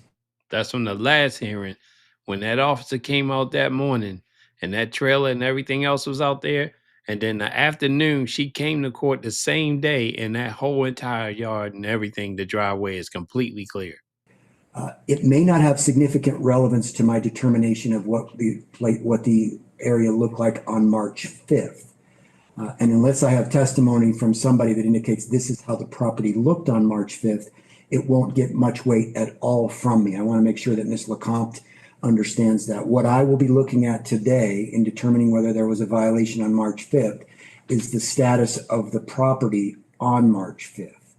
So unless someone can testify that this is how it looked on March 5th, it won't have much weight as to my determination of whether there was a violation on March 5th. It may be more relevant if I'm determining where we are with respect to sentencing, if in fact the defendant is found guilty of this charge. But right now, I'm going to admit Exhibit C, but it may not get a lot of weight since you've already testified that it was a photograph that was taken over a month after the alleged violation. Does that make sense to you, Ms. LeCompte? Your Honor, at issue now is whether the conditions which the prosecution has submitted in photographs on March 5th still exist. That's not the issue right now. Well, but They may be to you, but let me be really clear. Right now, the only thing I have to decide is whether or not there was a violation on March 5th, not whether it's been corrected. For example, if someone were to litter on the street, the public streets on July 1st, and then on July 2nd, they came and picked up that litter, that doesn't mean there wasn't a violation on July 1st. So all the city has to establish is they have to establish beyond reasonable doubt, but they have to establish there was a violation on March 5th, not whether that's been subsequently cleared up or not. It may be relevant to me if I get to a place where I found you guilty and have to sentence, but it's not relevant for the determination of whether you were guilty on March 5th of violating the ordinance. Does that make sense to you? yes, let me continue. Okay, you can. So I'm going to admit Exhibit C. Let's go through them. If you want to go through other exhibits, you can. Yes, I'd like to see Exhibit D. All right, if we can put that up. All And right, what does this- Exhibit D represent?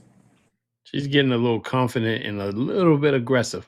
This represents the driveway looking from the other direction and part of the front patio, and it front porch patio, and it shows that the conditions that were existing on March 5th have been remediated. And I'm submitting these to suggest that the photos that the prosecution placed in evidence today, the exhibits 1 through 4, are related to the earlier charge that was filed last year. And in March, when they were taken, I was actually in the process of complying with the court's order for remediation. And as I'm arguing, by April 22nd of this year, that cleanup was complete. In fact, and that is a fact of which Officer Cochran has been well aware, that I was in fact working on the cleanup by hiring people and by relying on Mr. Lau to do much of the heavy lifting. I still cannot lift more than 5 pounds without running risk of damaging my repaired shoulders and my upper arm. So I'm arguing that I have completely remediated the conditions that were filed in the charges last year. And much of the amended charges regarding the conditions in my front and north side yards. So I have resubmitted the exhibits C and D from April 22nd. And they're part of a whole series of photos that were submitted to the court on April 22nd. Let me pause you for just a moment there, so I'll let you keep continuing in a moment. You want to render an objection to Exhibit D? Is she stating that this was also taken on April 22nd? I believe that's what I heard her say. 2025. Yes. We would reiterate the same objections.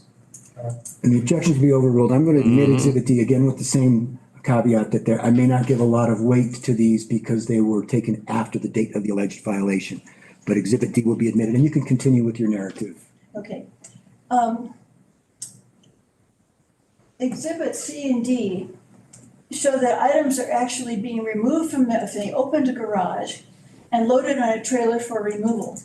Are you talking about different exhibits? Because I know you have them in your mind as A and B. So you got to go, you're probably talking about E and F. I'm talking about the defense, the prosecution's exhibit showing the exact same space from the same location, but with a lot of items in it. But you're still referring to the photograph that's Yes. up there. Okay, thank you. Okay.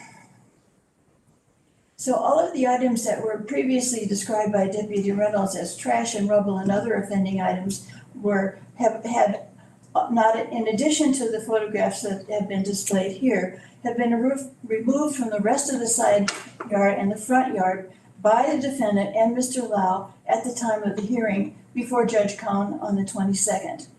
And Judge Kahn confirmed in that hearing that the photographs I submitted of each location at issue were completely clear.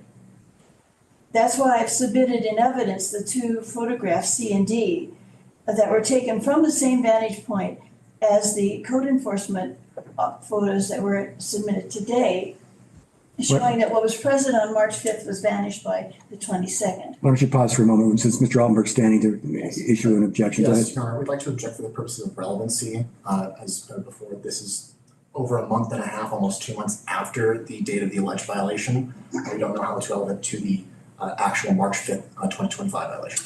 I'm going to overrule that objection. I'll give what weight I think it deserves as far as the testimony that's being offered here.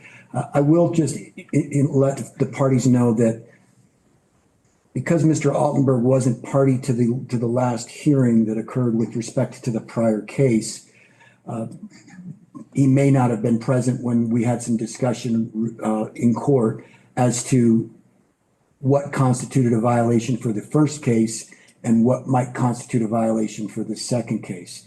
In the court's mind, the court had already given, as part of the sentence and subsequent hearings after sentence, had given permission to the defendant to continue to remediate the front area of the property so that she could come into compliance with the court's order on the prior case. And so from the court's perspective, any violation that's going to be established in this new case would have to be regarding the backyard area because there was already an order in place with respect to the front yard area.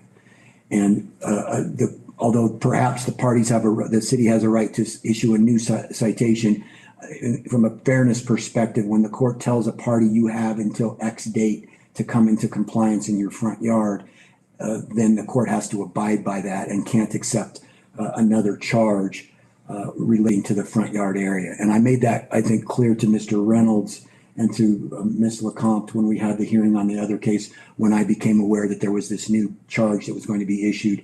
And so any evidence that I consider here today as a violation under these two new charges is going to have to pertain to the backyard area. Thank you, Your Honor. And I'll try to be as clear as I can, Mr. Altenberg, to explain, knowing that you were not party to all of the rest of this, and I won't try to assume information on your part. What I was trying to say is that it's my position that many of the photographs submitted by the prosecution for today's hearing aren't relevant anymore because the problem has been abated and there has been no more complaints about the front and the north and south sides of the yard, and no offending items have been returned to them. So I'd also like to suggest that regarding the issue of storage of trash. None of the items defined by the prosecutor as trash were ever stored for long periods of time on my property, and they weren't intended to be. They're not consistent with the categories of compostables, newspapers, liquids, and all sorts of things listed in the city code. Most of them are Mr. Lau's personal tools, equipment, and projects. They're valuable, and they were all temporarily on the property because of rampant theft at the storage facility where they had been kept. Mr. Lau was looking for a place to safeguard them and had been actively seeking an alternative and safer place to keep them. I've earlier presented evidence in the previous hearing that the interior and the backyard of my property cannot be viewed from the street or the sidewalk because of my 6-foot privacy fence on the east side and on the north side as well, and the dense shrubs and trees on the south side. Therefore, concerns about public viewing should be dismissed. So she basically wants to keep the stuff back there and trying to justify it. But that's what hoarders do. They try to justify what they have because I guess it's like a sickness or something, like they don't want to get rid of it. And Cyclist and Rain, thank you for the super sticker. I appreciate it. Very nice. The amended motion filed by the prosecution on April 17th, which added items in my backyard to the charge, has muddied the compliance issue, and it has heightened the surveillance of the rest of my property. It's not been clear to me whether the charge on March 5th is a continuation of enforcement of the prior charge or a new one. But whatever is the case, the evidence that I've submitted in my exhibits C and D show that I've complied with the remediation that was required. Mr. Alberg, objection? Yes, we're going to object for the purposes of, this is conclusionary. She's stating that she is in compliance and is addressing a lot of conclusions of her sentiments if they were fact. We have not determined that. Overruled. I'll allow the testimony, but I understand what the objection is, but I'll overrule that. Eh?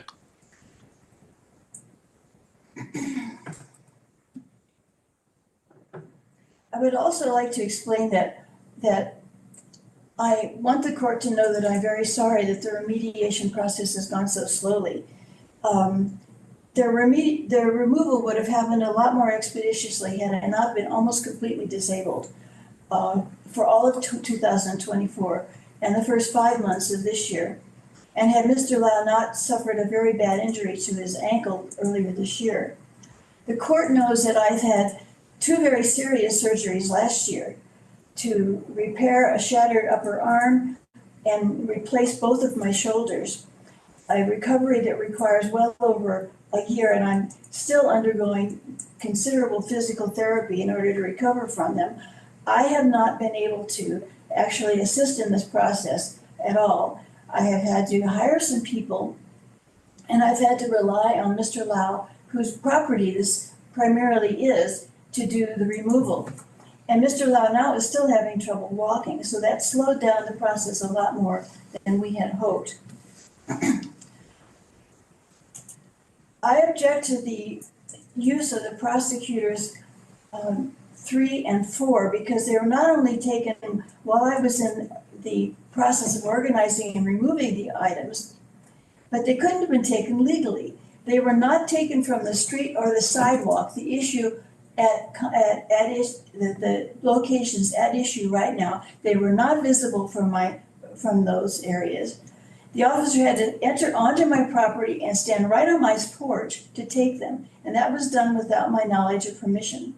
Let's stop for a moment. Objection from you, Mr. Altenberg? Yeah, we're objecting for speculation purposes. She's questioning, or it's not only speculation, but also conclusions of declaring that these photos in question were illegally taken. I'll overrule the objection. She can make the argument, but there would have to be some evidence to support it, and the court will ultimately decide whether or not there's any reason to not consider evidence. I'm simply submitting that you cannot take a photograph of the north and south corners of my front porch without standing on the front porch because there are large trees in front of it, big shrubbery, and you can't see it from the street. So similarly, I submit that Exhibit 5, the photo of the backyard, may well have been taken under duress from my neighbors because it was taken from their back deck. And it's a higher vantage point than is normally visible by the public. And since none of the items depicted in these photographs can be viewed either from a sidewalk or the street by the public, they should not have been entered into evidence.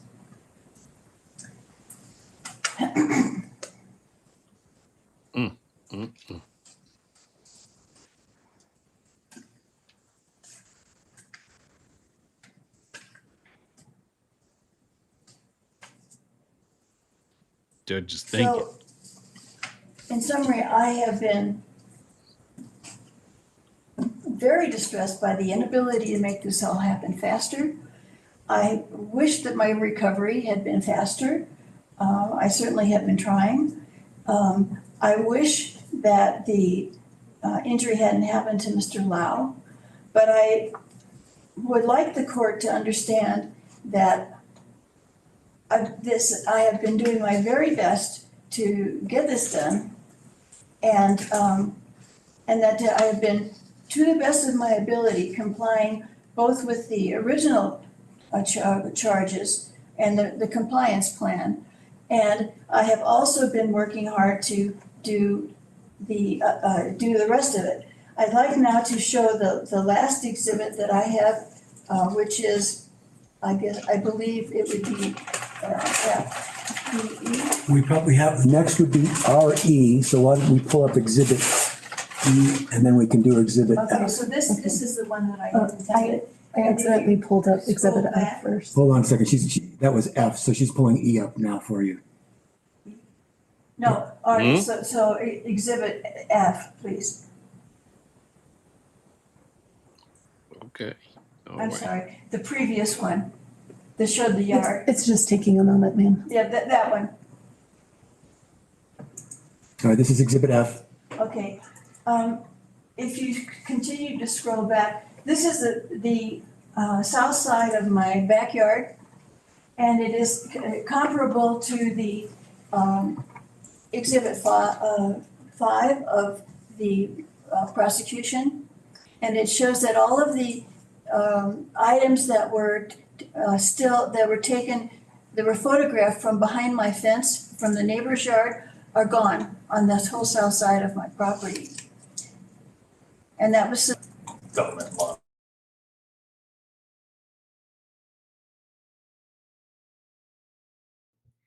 Hit the button by mistake. I can get to it. I was stopping because I was going to say, Ed, thank you very much for stopping in. Hold on, I got to get this video back to where it was. There we go. Whew, that was close. Every time I turn around, there's a new picture of something that I hadn't seen. And we watched the other cases. I'm like, somebody went, well, maybe this is Mr. Lau doing all these different photos. Admission of Exhibit, that's Exhibit E. Yes, Your Honor. More than anything, it's definitely like a foundation. She's submitted it yesterday. We don't know when the photo itself was taken. Do you want to testify as to when that photograph was taken? This photograph was taken yesterday, and it was submitted in the morning, and it was submitted in the evening. Any other objection? We're going to object for relevancy purposes. This is 4 months after the date of the alleged violation. I'm going to allow Exhibit E. As I said with the others, unless you say this was, and you've already indicated it was taken yesterday, unless you can say this is the state of the property on March 5th, it won't be given any weight to me by me in determining whether you're guilty of a violation on March 5th. It may, unless you have testimony to offer that, whatever weight is going to be very minimal because it doesn't show what the property looked like on March 5th. You're right. Thanks, Trish. I caught that. The chat was running a little bit behind. I appreciate it. And Trish say, smack that like button, y'all. I would submit that the backyard was actually added to the existing, the condition of the backyard was added to this as of March 5th. And it would have been impossible for me to immediately clean that up. And for all the other reasons that I have stated earlier. And therefore, I apologize, I've got allergy problems. Let me just be clear as far, I'm going to admit Exhibit E, but may not give it much weight at all, depending on the testimony that comes in. Your Honor, technically this is Exhibit F, Oh. actually. This is the final one. I just want to make sure. Oh, okay. I thought I've got so this is Exhibit F. This is the photograph here. This is Exhibit F. Yes. I'm going to admit Exhibit F, but may not give it a lot of weight since it's been testified that Exhibit F was taken on July 2nd. All right. Do you have any other testimony that you'd like to offer, Ms. LeCompte? Well, I might simply like to submit that I am confused and puzzled because I thought the objective was to get the property cleaned up. And when I am showing pictures that show that, in fact, they have been cleaned up and they are in the process of being cleaned up, and then show documentary evidence, I'm sorry, I did not realize I had to have them notarized or something like that You don't. to prove. You do not. But I'm sorry, I'm being a little sarcastic. But Wow. I am confused by the fact that showing evidence of such compliance is then considered to be irrelevant. And with that, I have nothing more to say right now. Okay. Thank you for that, Ms. LeCompte. Any cross-examination, Mr. Altenberg? Just to confirm, Your Honor, any questions pertaining to actions taken after March 5th will be taken into account for sentencing purposes if you find. And frankly, I would prefer to have those occur if in fact there's a guilty finding. I haven't gotten to that stage yet, so I would prefer any testimony to be about the status of the property on March 5th or before. We have no further questions. All right, then you can step down then, Ms. LeCompte.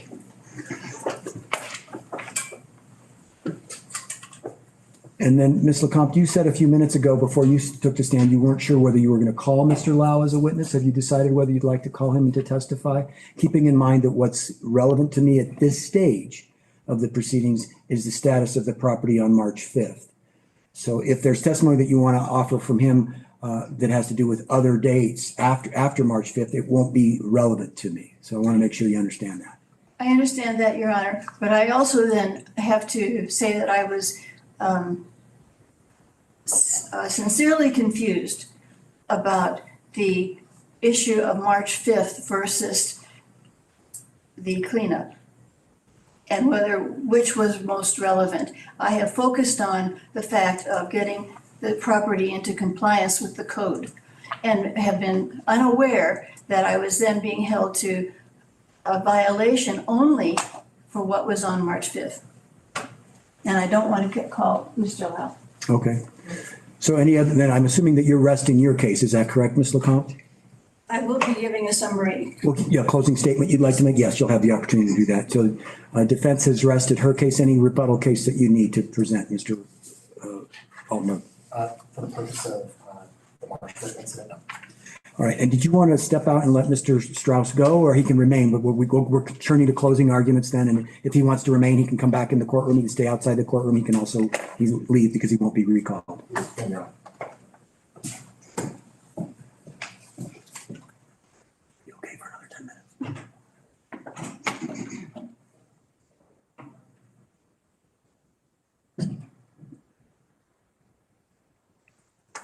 I was hoping Lau was going to come up here and talk for a little bit. Because once he started, he's not going to stop. All right, got to hurry up and come back. As I said earlier, this is an example of wasting the court's time. And I'm sure y'all had something to say about it.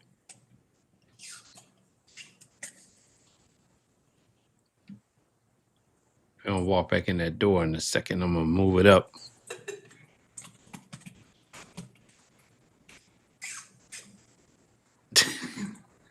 Yeah. Oh, here he comes. Judge Kahn, Mr. Strauss would like to confirm that for the purposes, he is no longer needed for the rest of the afternoon. That's correct.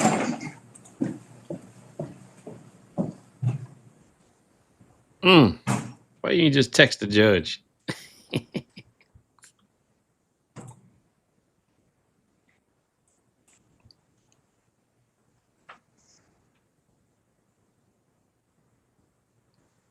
Well, he'll be right back. Sorry about the dead space, y'all, but we still hanging out in the chat. So, I mean, we invested this much time into it.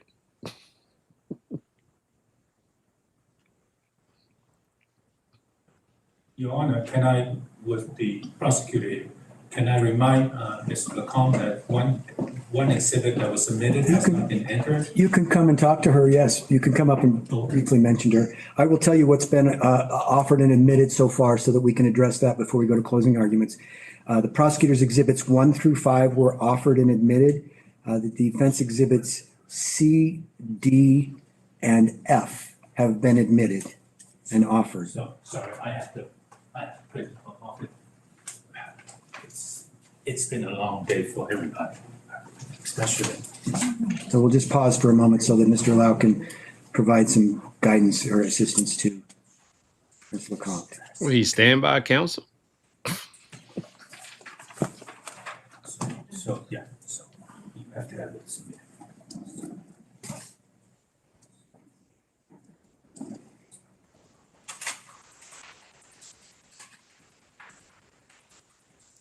Now, that would be funny, but that courthouse would be smelling. Oh, look at Mr. Lau giving her legal advice. Thank you, Your Honor. You're welcome. So, Ms. LeCompte, are you ready to proceed to closing statements? Yes. All right. We'll start with Mr. Altenberg.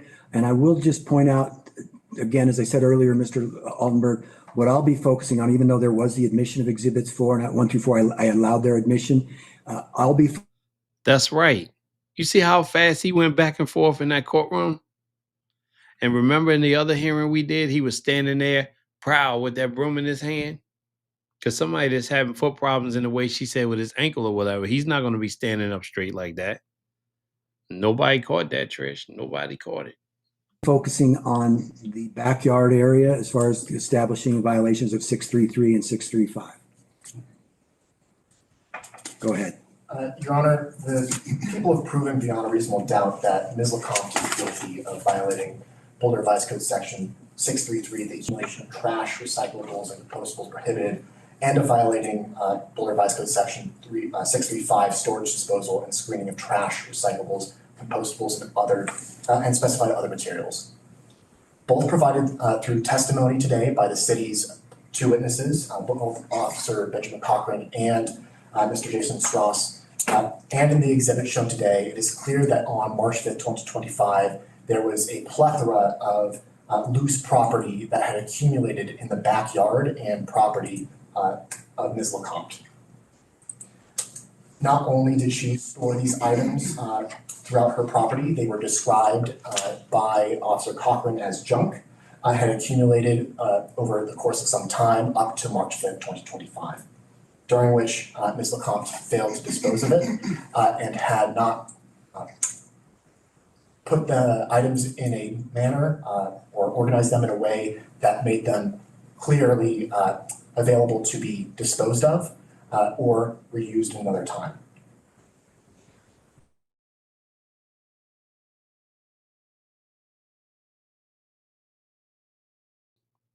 I was muted. Yeah, I was to this. Normally, I don't see that in the court. If you're not sworn in or doing not really part of the case, they don't let you come up and do that, but he did it. Not only were many of these items visible to the public, but there were also a plethora of dangers of which we've been testified to today that Ms. LeCompte did not express any worry about. Mr. Strauss testified to his extreme worry about how both the storage method and the items themselves, especially in the backyard, constituted an extreme fire risk, that they harbored animals, rats, rodents, mosquitoes, raccoons, that there was odors that did percolate from the backyard, or at least from the property, and that these items included large containers of unknown liquids that were visible from the public. The evidence provided today shows a clear contradiction to compliance of Boulder Revised Code Section 63A1, 633A2, 633A3, 635, 65A1, 65A2, 65A4, 65A5, 65A6, and 65A11. Your Honor. 633, what were the two subsections that you were suggesting under 633? 633A1, 633A2, and 633A3. Okay, you can continue. Thank you. Your Honor, the requirement that the items be visible to the public is only established in Boulder Revised Code 633. Although there are many items that may have been established to be somewhat difficult to see from the public point of view, including the backyard, 635 does not have that requirement whatsoever. It simply talks about the aspects in which the items in generally are stored upon the property of an owner or an occupant of the property. The frustrations and pains of Ms. LeCompte's violations are clear, but despite them, on March 5th, 2025, she nevertheless still had those items on her property and in her backyard. The people ask that you find Ms. LeCompte guilty of violating Boulder Revised Code Section 633 and Boulder Revised Code Section 635 and sentence accordingly. Thank you for that, Mr. Allenberg. Closing statement from you, Ms. LeCompte.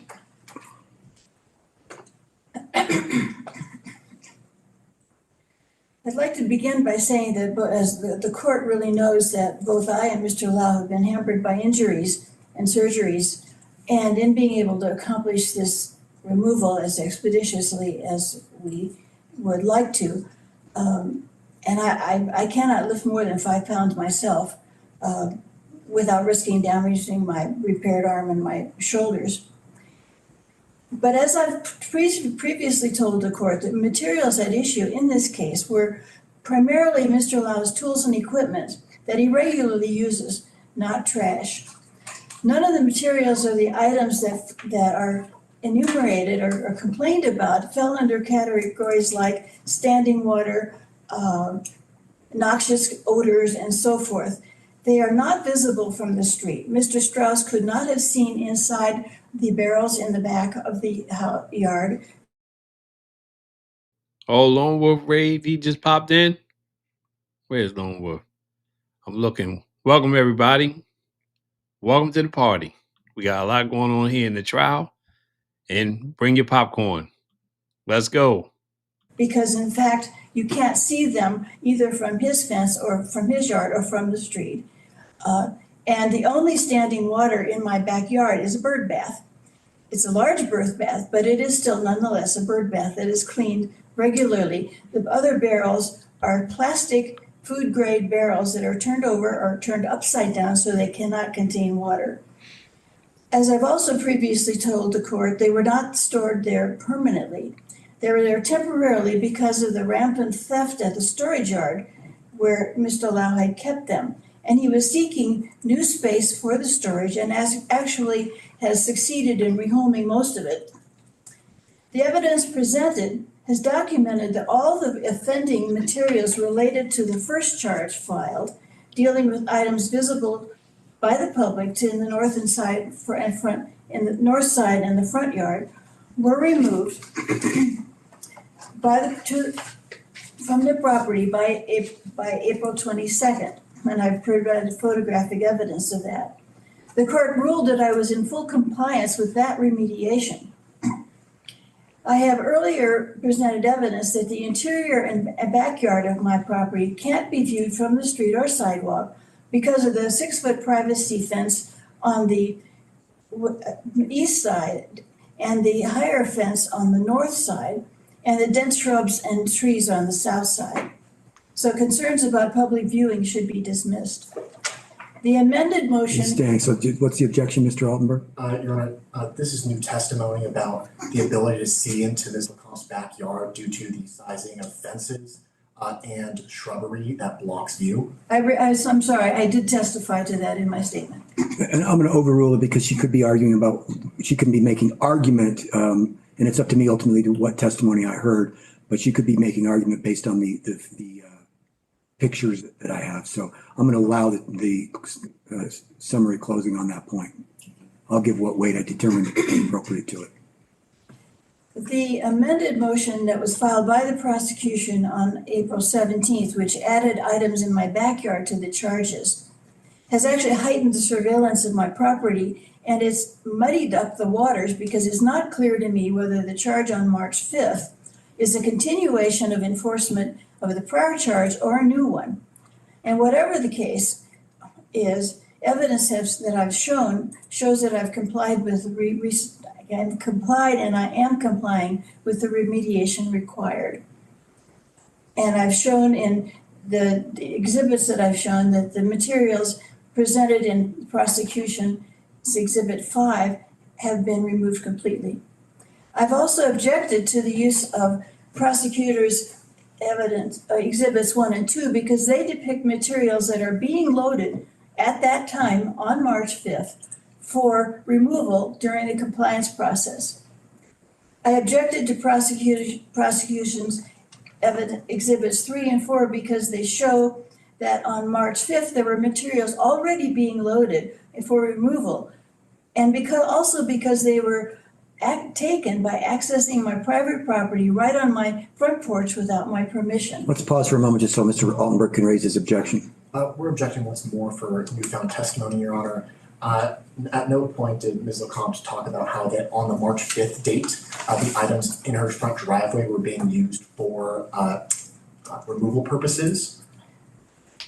I'll sustain the objection to that point, but I'll just remind the parties, the front part of the property is not the issue for the court. The only thing that I can find the defendant guilty in the court's mind is what's contained in the backyard area. So Exhibits 1 through 4, which depict the front yard, were admitted without objection, but they're not what I'm going to be relying on in determining the case. Well, once again, I have been confused about, and I have focused on the entire property instead of simply the backyard because all of this has not been clear to me. She knew when she got those other charges what it was for. But every hearing, she's confused or she can't hear anything. It's every single hearing. And with that said, then I also object to prosecution's Exhibit 5, taken as it was by, I believe, subjecting my neighbors to duress as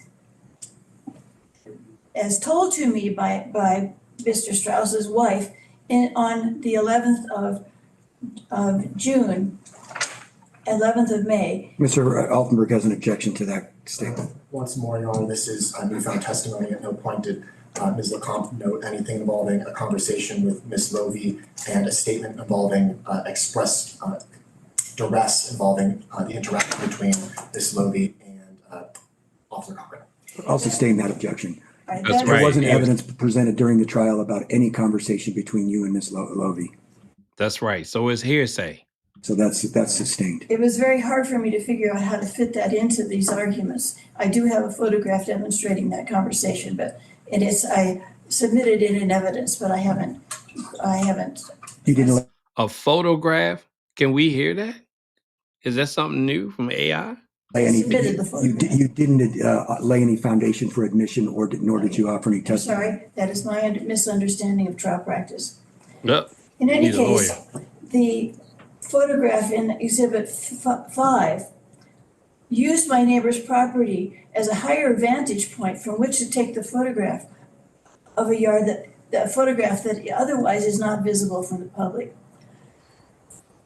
All of the remaining items in the backyard are Mr. Lau's tools and equipment. He is diligently removing all of them, awaiting only the availability of storage space in the near future. He's been hampered by his injury and also by preoccupation with other legal matters involving Officer Cochran. The only items that will remain in the backyard are gardening equipment, patio furniture, barbecue pits, bird baths, a bicycle, normal outdoor activities. And in summary, given the lack of evidence in some areas, the lack of what I feel is a lot unlawfully obtained evidence in others, and especially given the proof of my compliance with remediation, I ask the court to rule in my favor. Thank you. Okay. Rebuttal close from you, Mr. Altenberg? I'm sorry? I was asking Mr. Altenberg if he has a rebuttal clause. He has the burden of proof, so if he had any final comments to make, he would have the right to make those. Yes, Your Honor. As noted by Ms. LeCompte, there's a statement that the items in her backyard are not trash. In fact, they are instead items, tools, projects for Mr. Lau. Let it be reiterated that to be found in violation of BRC 635 at least, one aspect does simply state that stored brush, fence posts, crates, vehicle tires, vehicle bodies or parts, bed mattresses or springs, water heaters, or other household appliances damaged or stored, or discarded furniture and other household goods or items, materials recovered from demolition, and other stored items discarded. Objects 3 feet or more in length, width, or breadth. Even if the items in question that we saw today were tools or projects or other aspects like that, we've proven beyond a reasonable doubt that those items indeed fall into this category here. And furthermore, Your Honor, it was further noted that indeed the backyard fence is around 6 feet, but you heard testimony today from Mr. Strauss, who did testify that even if you were up against the side of the fence at the exact 6 foot mark, you could still see the pile of items on March 5th from over it. And therefore, he noted as well that you could see it from other portions of the property and from the public view as well as he walks his dog and has his child ride his bike. Your Honor, we do indeed find or request that the court find Ms. LeCompte guilty of violating both Board Revised Code Section 633 and 635. Thank you. Okay. I'm going to take about 5 to 10 minutes. Sabrina, I think if you, okay, I need about 5 to 10 minutes to get my thoughts together so I can address both of these, and then I'm gonna come back and give an oral finding on both charges. So you all can relax. If you need to run to the restroom, give me a few minutes and I'll be back. This might not be cut even, so I'm gonna move it. But what do you think? She gonna be guilty or not guilty? So I see there are a lot of people that are not happy with what's going on here. All right, let's move him up while he goes to the restroom, whatever he gonna do.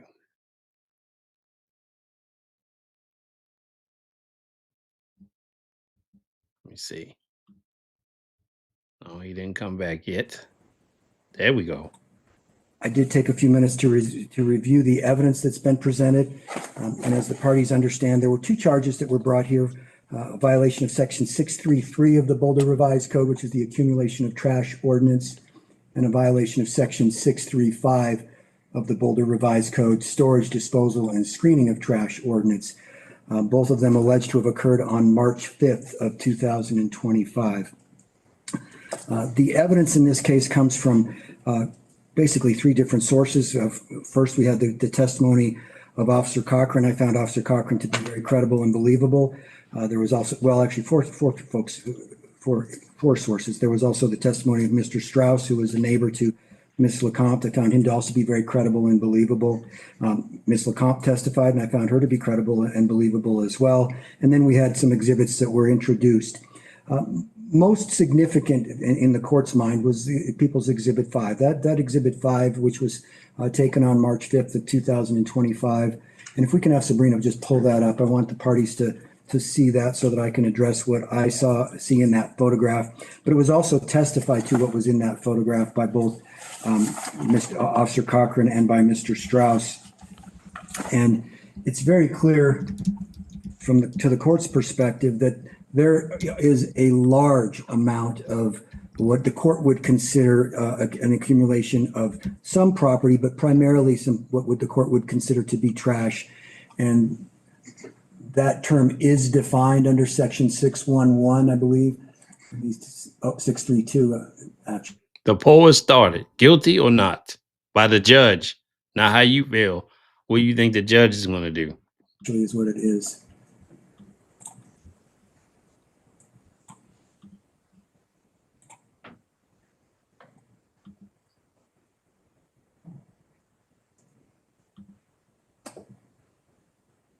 Maybe it's not under Section 632. It's probably something under that backyard.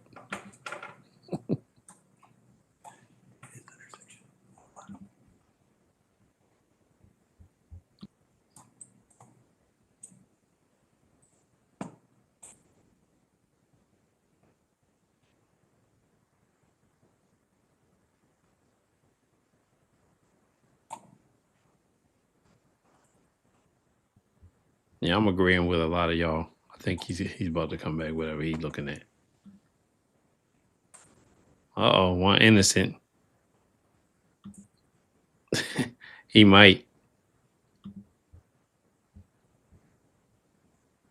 Come on, Judge, come on. What are you doing?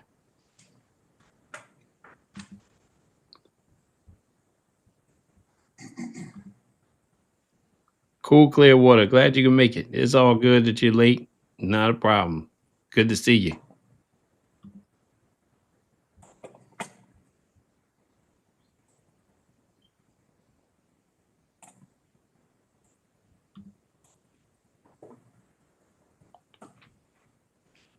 Can't get my cursor to stop right on trash.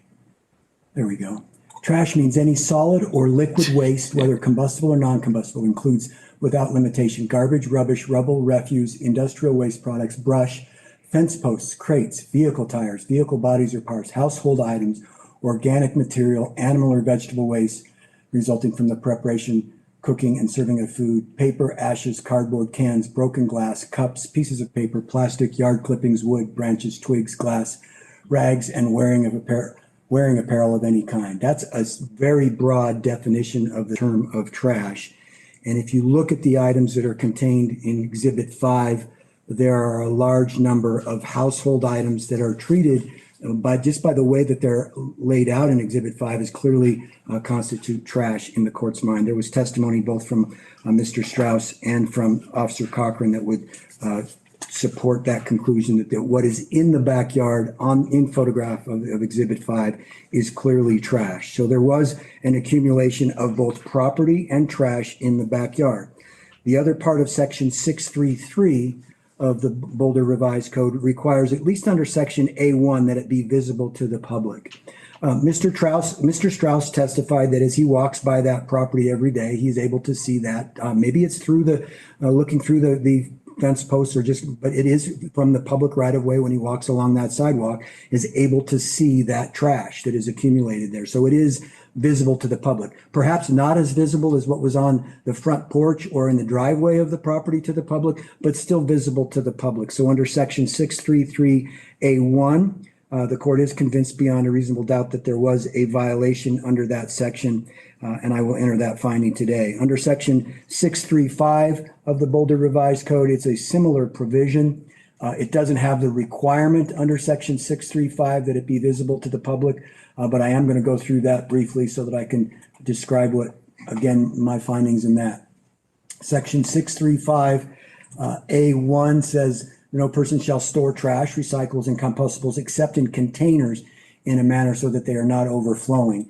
And then it goes on from there. But clearly, based on what I've just found on Section 633, under Section 635, again, there was a violation of this accumulation of trash and property in the backyard constitutes a violation under Section 635A1. There was some discussion by Mr. Altenberg with respect to other provisions. I would point out that under Section 635A6, the storage of various items, including household goods, also can be a violation unless they're reasonably calculated to prepare them for collection. And the way these are laid out in the backyard, they're not being stored in a way to be prepared for collection. So I will find that under Section 635A6, there's a violation. And then under Section 635A11, that talks about a storage.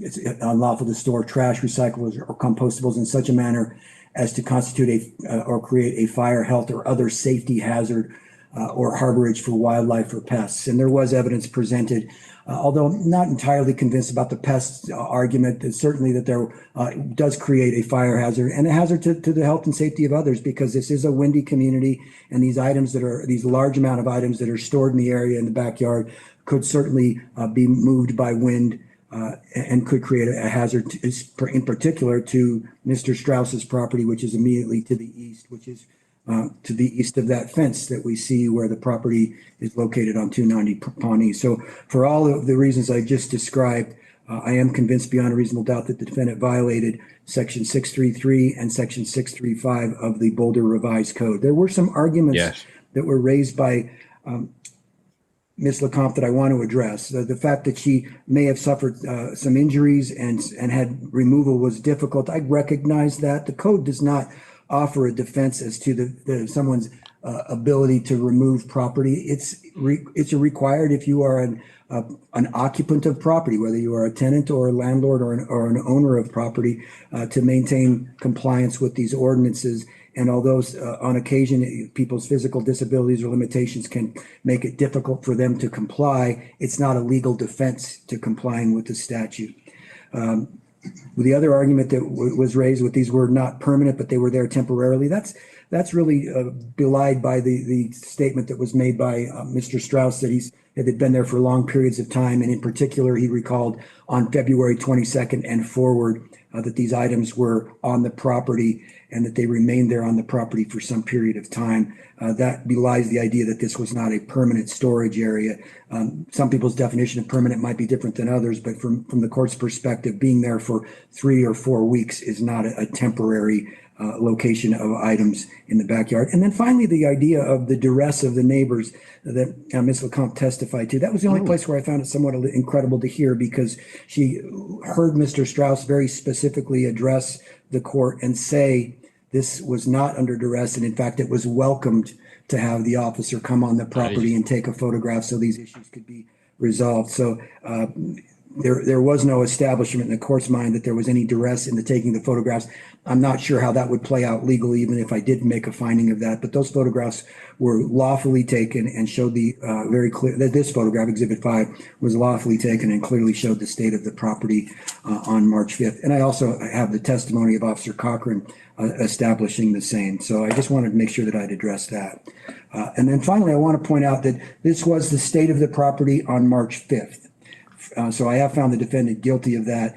She's offered some evidence that could be considered if we in a sentencing hearing, which I will have on another date, because I don't want to keep our security officers here down the hall, nor do I want the parties to have to try to prepare for a sentencing hearing right now on the fly, because it is relevant to me, Ms. LeCompte, what you have done since March 5th with respect to the property. And so that will be taken into account in sentencing. And I want to give both sides an opportunity to prepare, because if I've at a sentencing hearing am convinced that there is no longer an issue there, it won't mean that you weren't guilty of the violations from March 5th, but it'll have a dramatic impact on what I impose as far as sentence going forward. So what you've provided to the court is not completely without merit for me to consider at some point. It just can't be considered at this stage of the proceedings, which is how the state of the property was on March 5th. So I want to assure you that's still important to me, and give you the incentive, if there are remaining things that need to be cleaned up, that it will be significant to me, the state of the property at the sentencing hearing. So we'll do that on another day. And both you and Mr. Lau are certainly welcome to participate by coming in person. But if you want to come via Zoom video, if that's more convenient for you, or if you want Mr. Lau to appear by Zoom video, that's perfectly fine as well. And same for you, Mr. Altenberg. If you have witnesses that you'd like to just participate in this hearing, the sentencing hearing by Zoom video, that's fine with the court. Do we have some dates? I'm thinking just a few weeks out, but obviously on my calendar, maybe 3 weeks out, so that we can give a little bit more time if there's last minute things that need to be addressed. And that gives the prosecution an opportunity to have Mr. Cochran or someone else go over to the property and take a look. Just for the purposes of scheduling the hearing, I myself will be unavailable the week of Thursday, the 24th, Friday, the 25th, and Monday, I believe the 30th. This calendar right now. The 24th and 25th and the 28th of July. Okay, so let's schedule it after July 28th. Let's pick a date and time. And if you chose a date, I don't have any dates that I'm not planning on being here. So even if Judge Hill is on the bench, I can come and do the sentencing. So we've got a good amount of flexibility. But we're looking at that week after July 28th. And we would actually technically just put this on a hearings docket, so to speak. I think we should put it on a hearings docket rather than take a trial slot, because Exactly. it might take a full hour for us to really go through things. Yeah, I think If so that too. makes sense to you.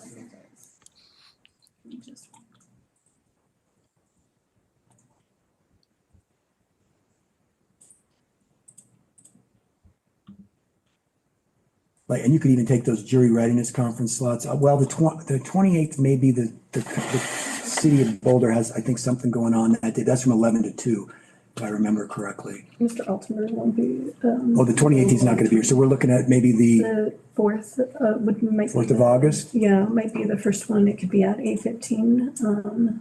He's already tell us. And I can look up jury readiness conferences too right now. I just have those. So we could do 8:15 in the morning, which might be a little early for the parties, I don't know, but the 8:15 is certainly an available possibility on August 4th. We could also do something in the afternoon of August 6th at 3 p.m. We could take those jury readiness conference slots because there's nothing else scheduled, and might have you get rid of the other JRC slots so we wouldn't have to worry about competing with other cases. So August 4th at 8:15 or August 6th at 3 p.m. And this is just. Either one is fine for me. Okay, Mr. Altenberg, do you have a preference of either of those? No, yeah. Why don't we make it to 3 p.m. on August 6th? Yeah, that's And then good we for me. have, I think, plenty of time, because then we have we would have a 9:30 that might clash with us on the 4th. So let's make it the 6th at 3 p.m. If you slot it in there, then eliminate the other, or I can eliminate the other position. You probably can't go in. I'll go into scheduling and eliminate the other, so nobody comes in and sets something else at the same time. I just hate to do that when we want to take adequate time on this.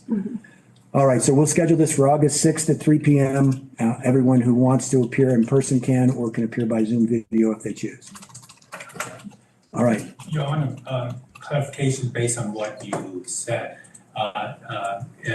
From today onwards, there may be additional inspection or whatever. Would those constitute a new charge, or would those satisfy because everything evidence is based on from March 5th to today? The ordinance, Mr. Lau, provides that the city has the authority to issue a citation for every day of a violation. That doesn't mean that they will. I can't tell them not to go and issue another citation for the state of the property.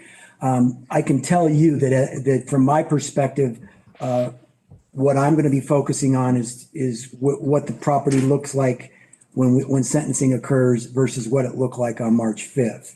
And so if there isn't a new citation, that will be all that I'm doing. I can't tell the city that it can't go and issue another citation for a property that remains technically not in compliance. And I'm not issuing an order at this point that they're prevented from doing that. I would doubt it. I think they're probably, my guess is they're probably done, but it's not up to me to say. And so each day someone could issue a new ticket. They could have gone on March 6th and March 7th and March 8th and issued a new citation. Your Honor, I've learned that from parking. Thank you, Your Honor. You're But welcome. however, if the city should decide to present new citation and so forth, that would be considered a new case, or would defendant have opportunity to offer evidence to counter that? It would be a new case, and she would be presumed innocent of that case, just like she was in this one, and it would go forward with another process. Thank you, Your Honor, Yeah. for clarification. All right. Anybody else have any other questions? Yes, Your Honor. For evidentiary purposes, for the hearing upcoming on the data is evidence proposed today and statements made during today's trial, are those eligible to be used during the hearing? You can comment on anything that's been offered during the trial, because that's why I wanted to stay on this, because I will have heard that testimony. So both of you can comment on evidence that was brought forth during the trial. That's always relevant in sentencing. And any photographs that were admitted during this case would be something that I can consider at sentencing as well. But also photographs or testimony as to the state of the property on the date of sentencing or shortly before the date of sentencing will be relevant to the court. Thank you. Yeah, you're welcome. Thank you all for appearing, and have a good 4th.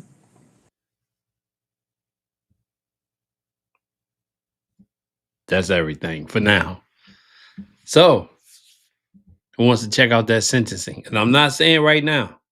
We've been on here for a while. So we got through this one together. I knew this was going to be a long one. And I didn't break it up. I didn't put you on the cliffhanger. None of it. We just did the whole thing. So everybody should be happy that watched it tonight, I would think. I'm sure you'll say something in the comments. But okay. Sentencing is next. So I hope y'all ready for that. I'll get that together and we'll watch that and see what happens. And I haven't seen it, so I don't know what he's gonna do. But I'm gonna have to go through it that way. It's no make sure there's no dead space in here. This one it was long, and I just wanted to get it ready for the night. I had it, and I know I told y'all I was gonna do it. So sorry about the dead space tonight, but I tried to clean it up a little bit. Yes, y'all, you're welcome. All right. Okay. We got people that are in. Oh, let me what did that poll say? All right, 91% thought he was gonna say guilty. It was like between like 88 and 91. All right. Well, I hope y'all enjoyed it tonight. And I'll get that trial ready for you. And I hope y'all have a good night or morning, wherever you are. Doing this actually makes this a watch party. Thank you. Thank you. I appreciate it. Yeah, it's just like we all get to hang out. And I'm cool with that. So it might not be a video in the morning. We did this one for a while tonight.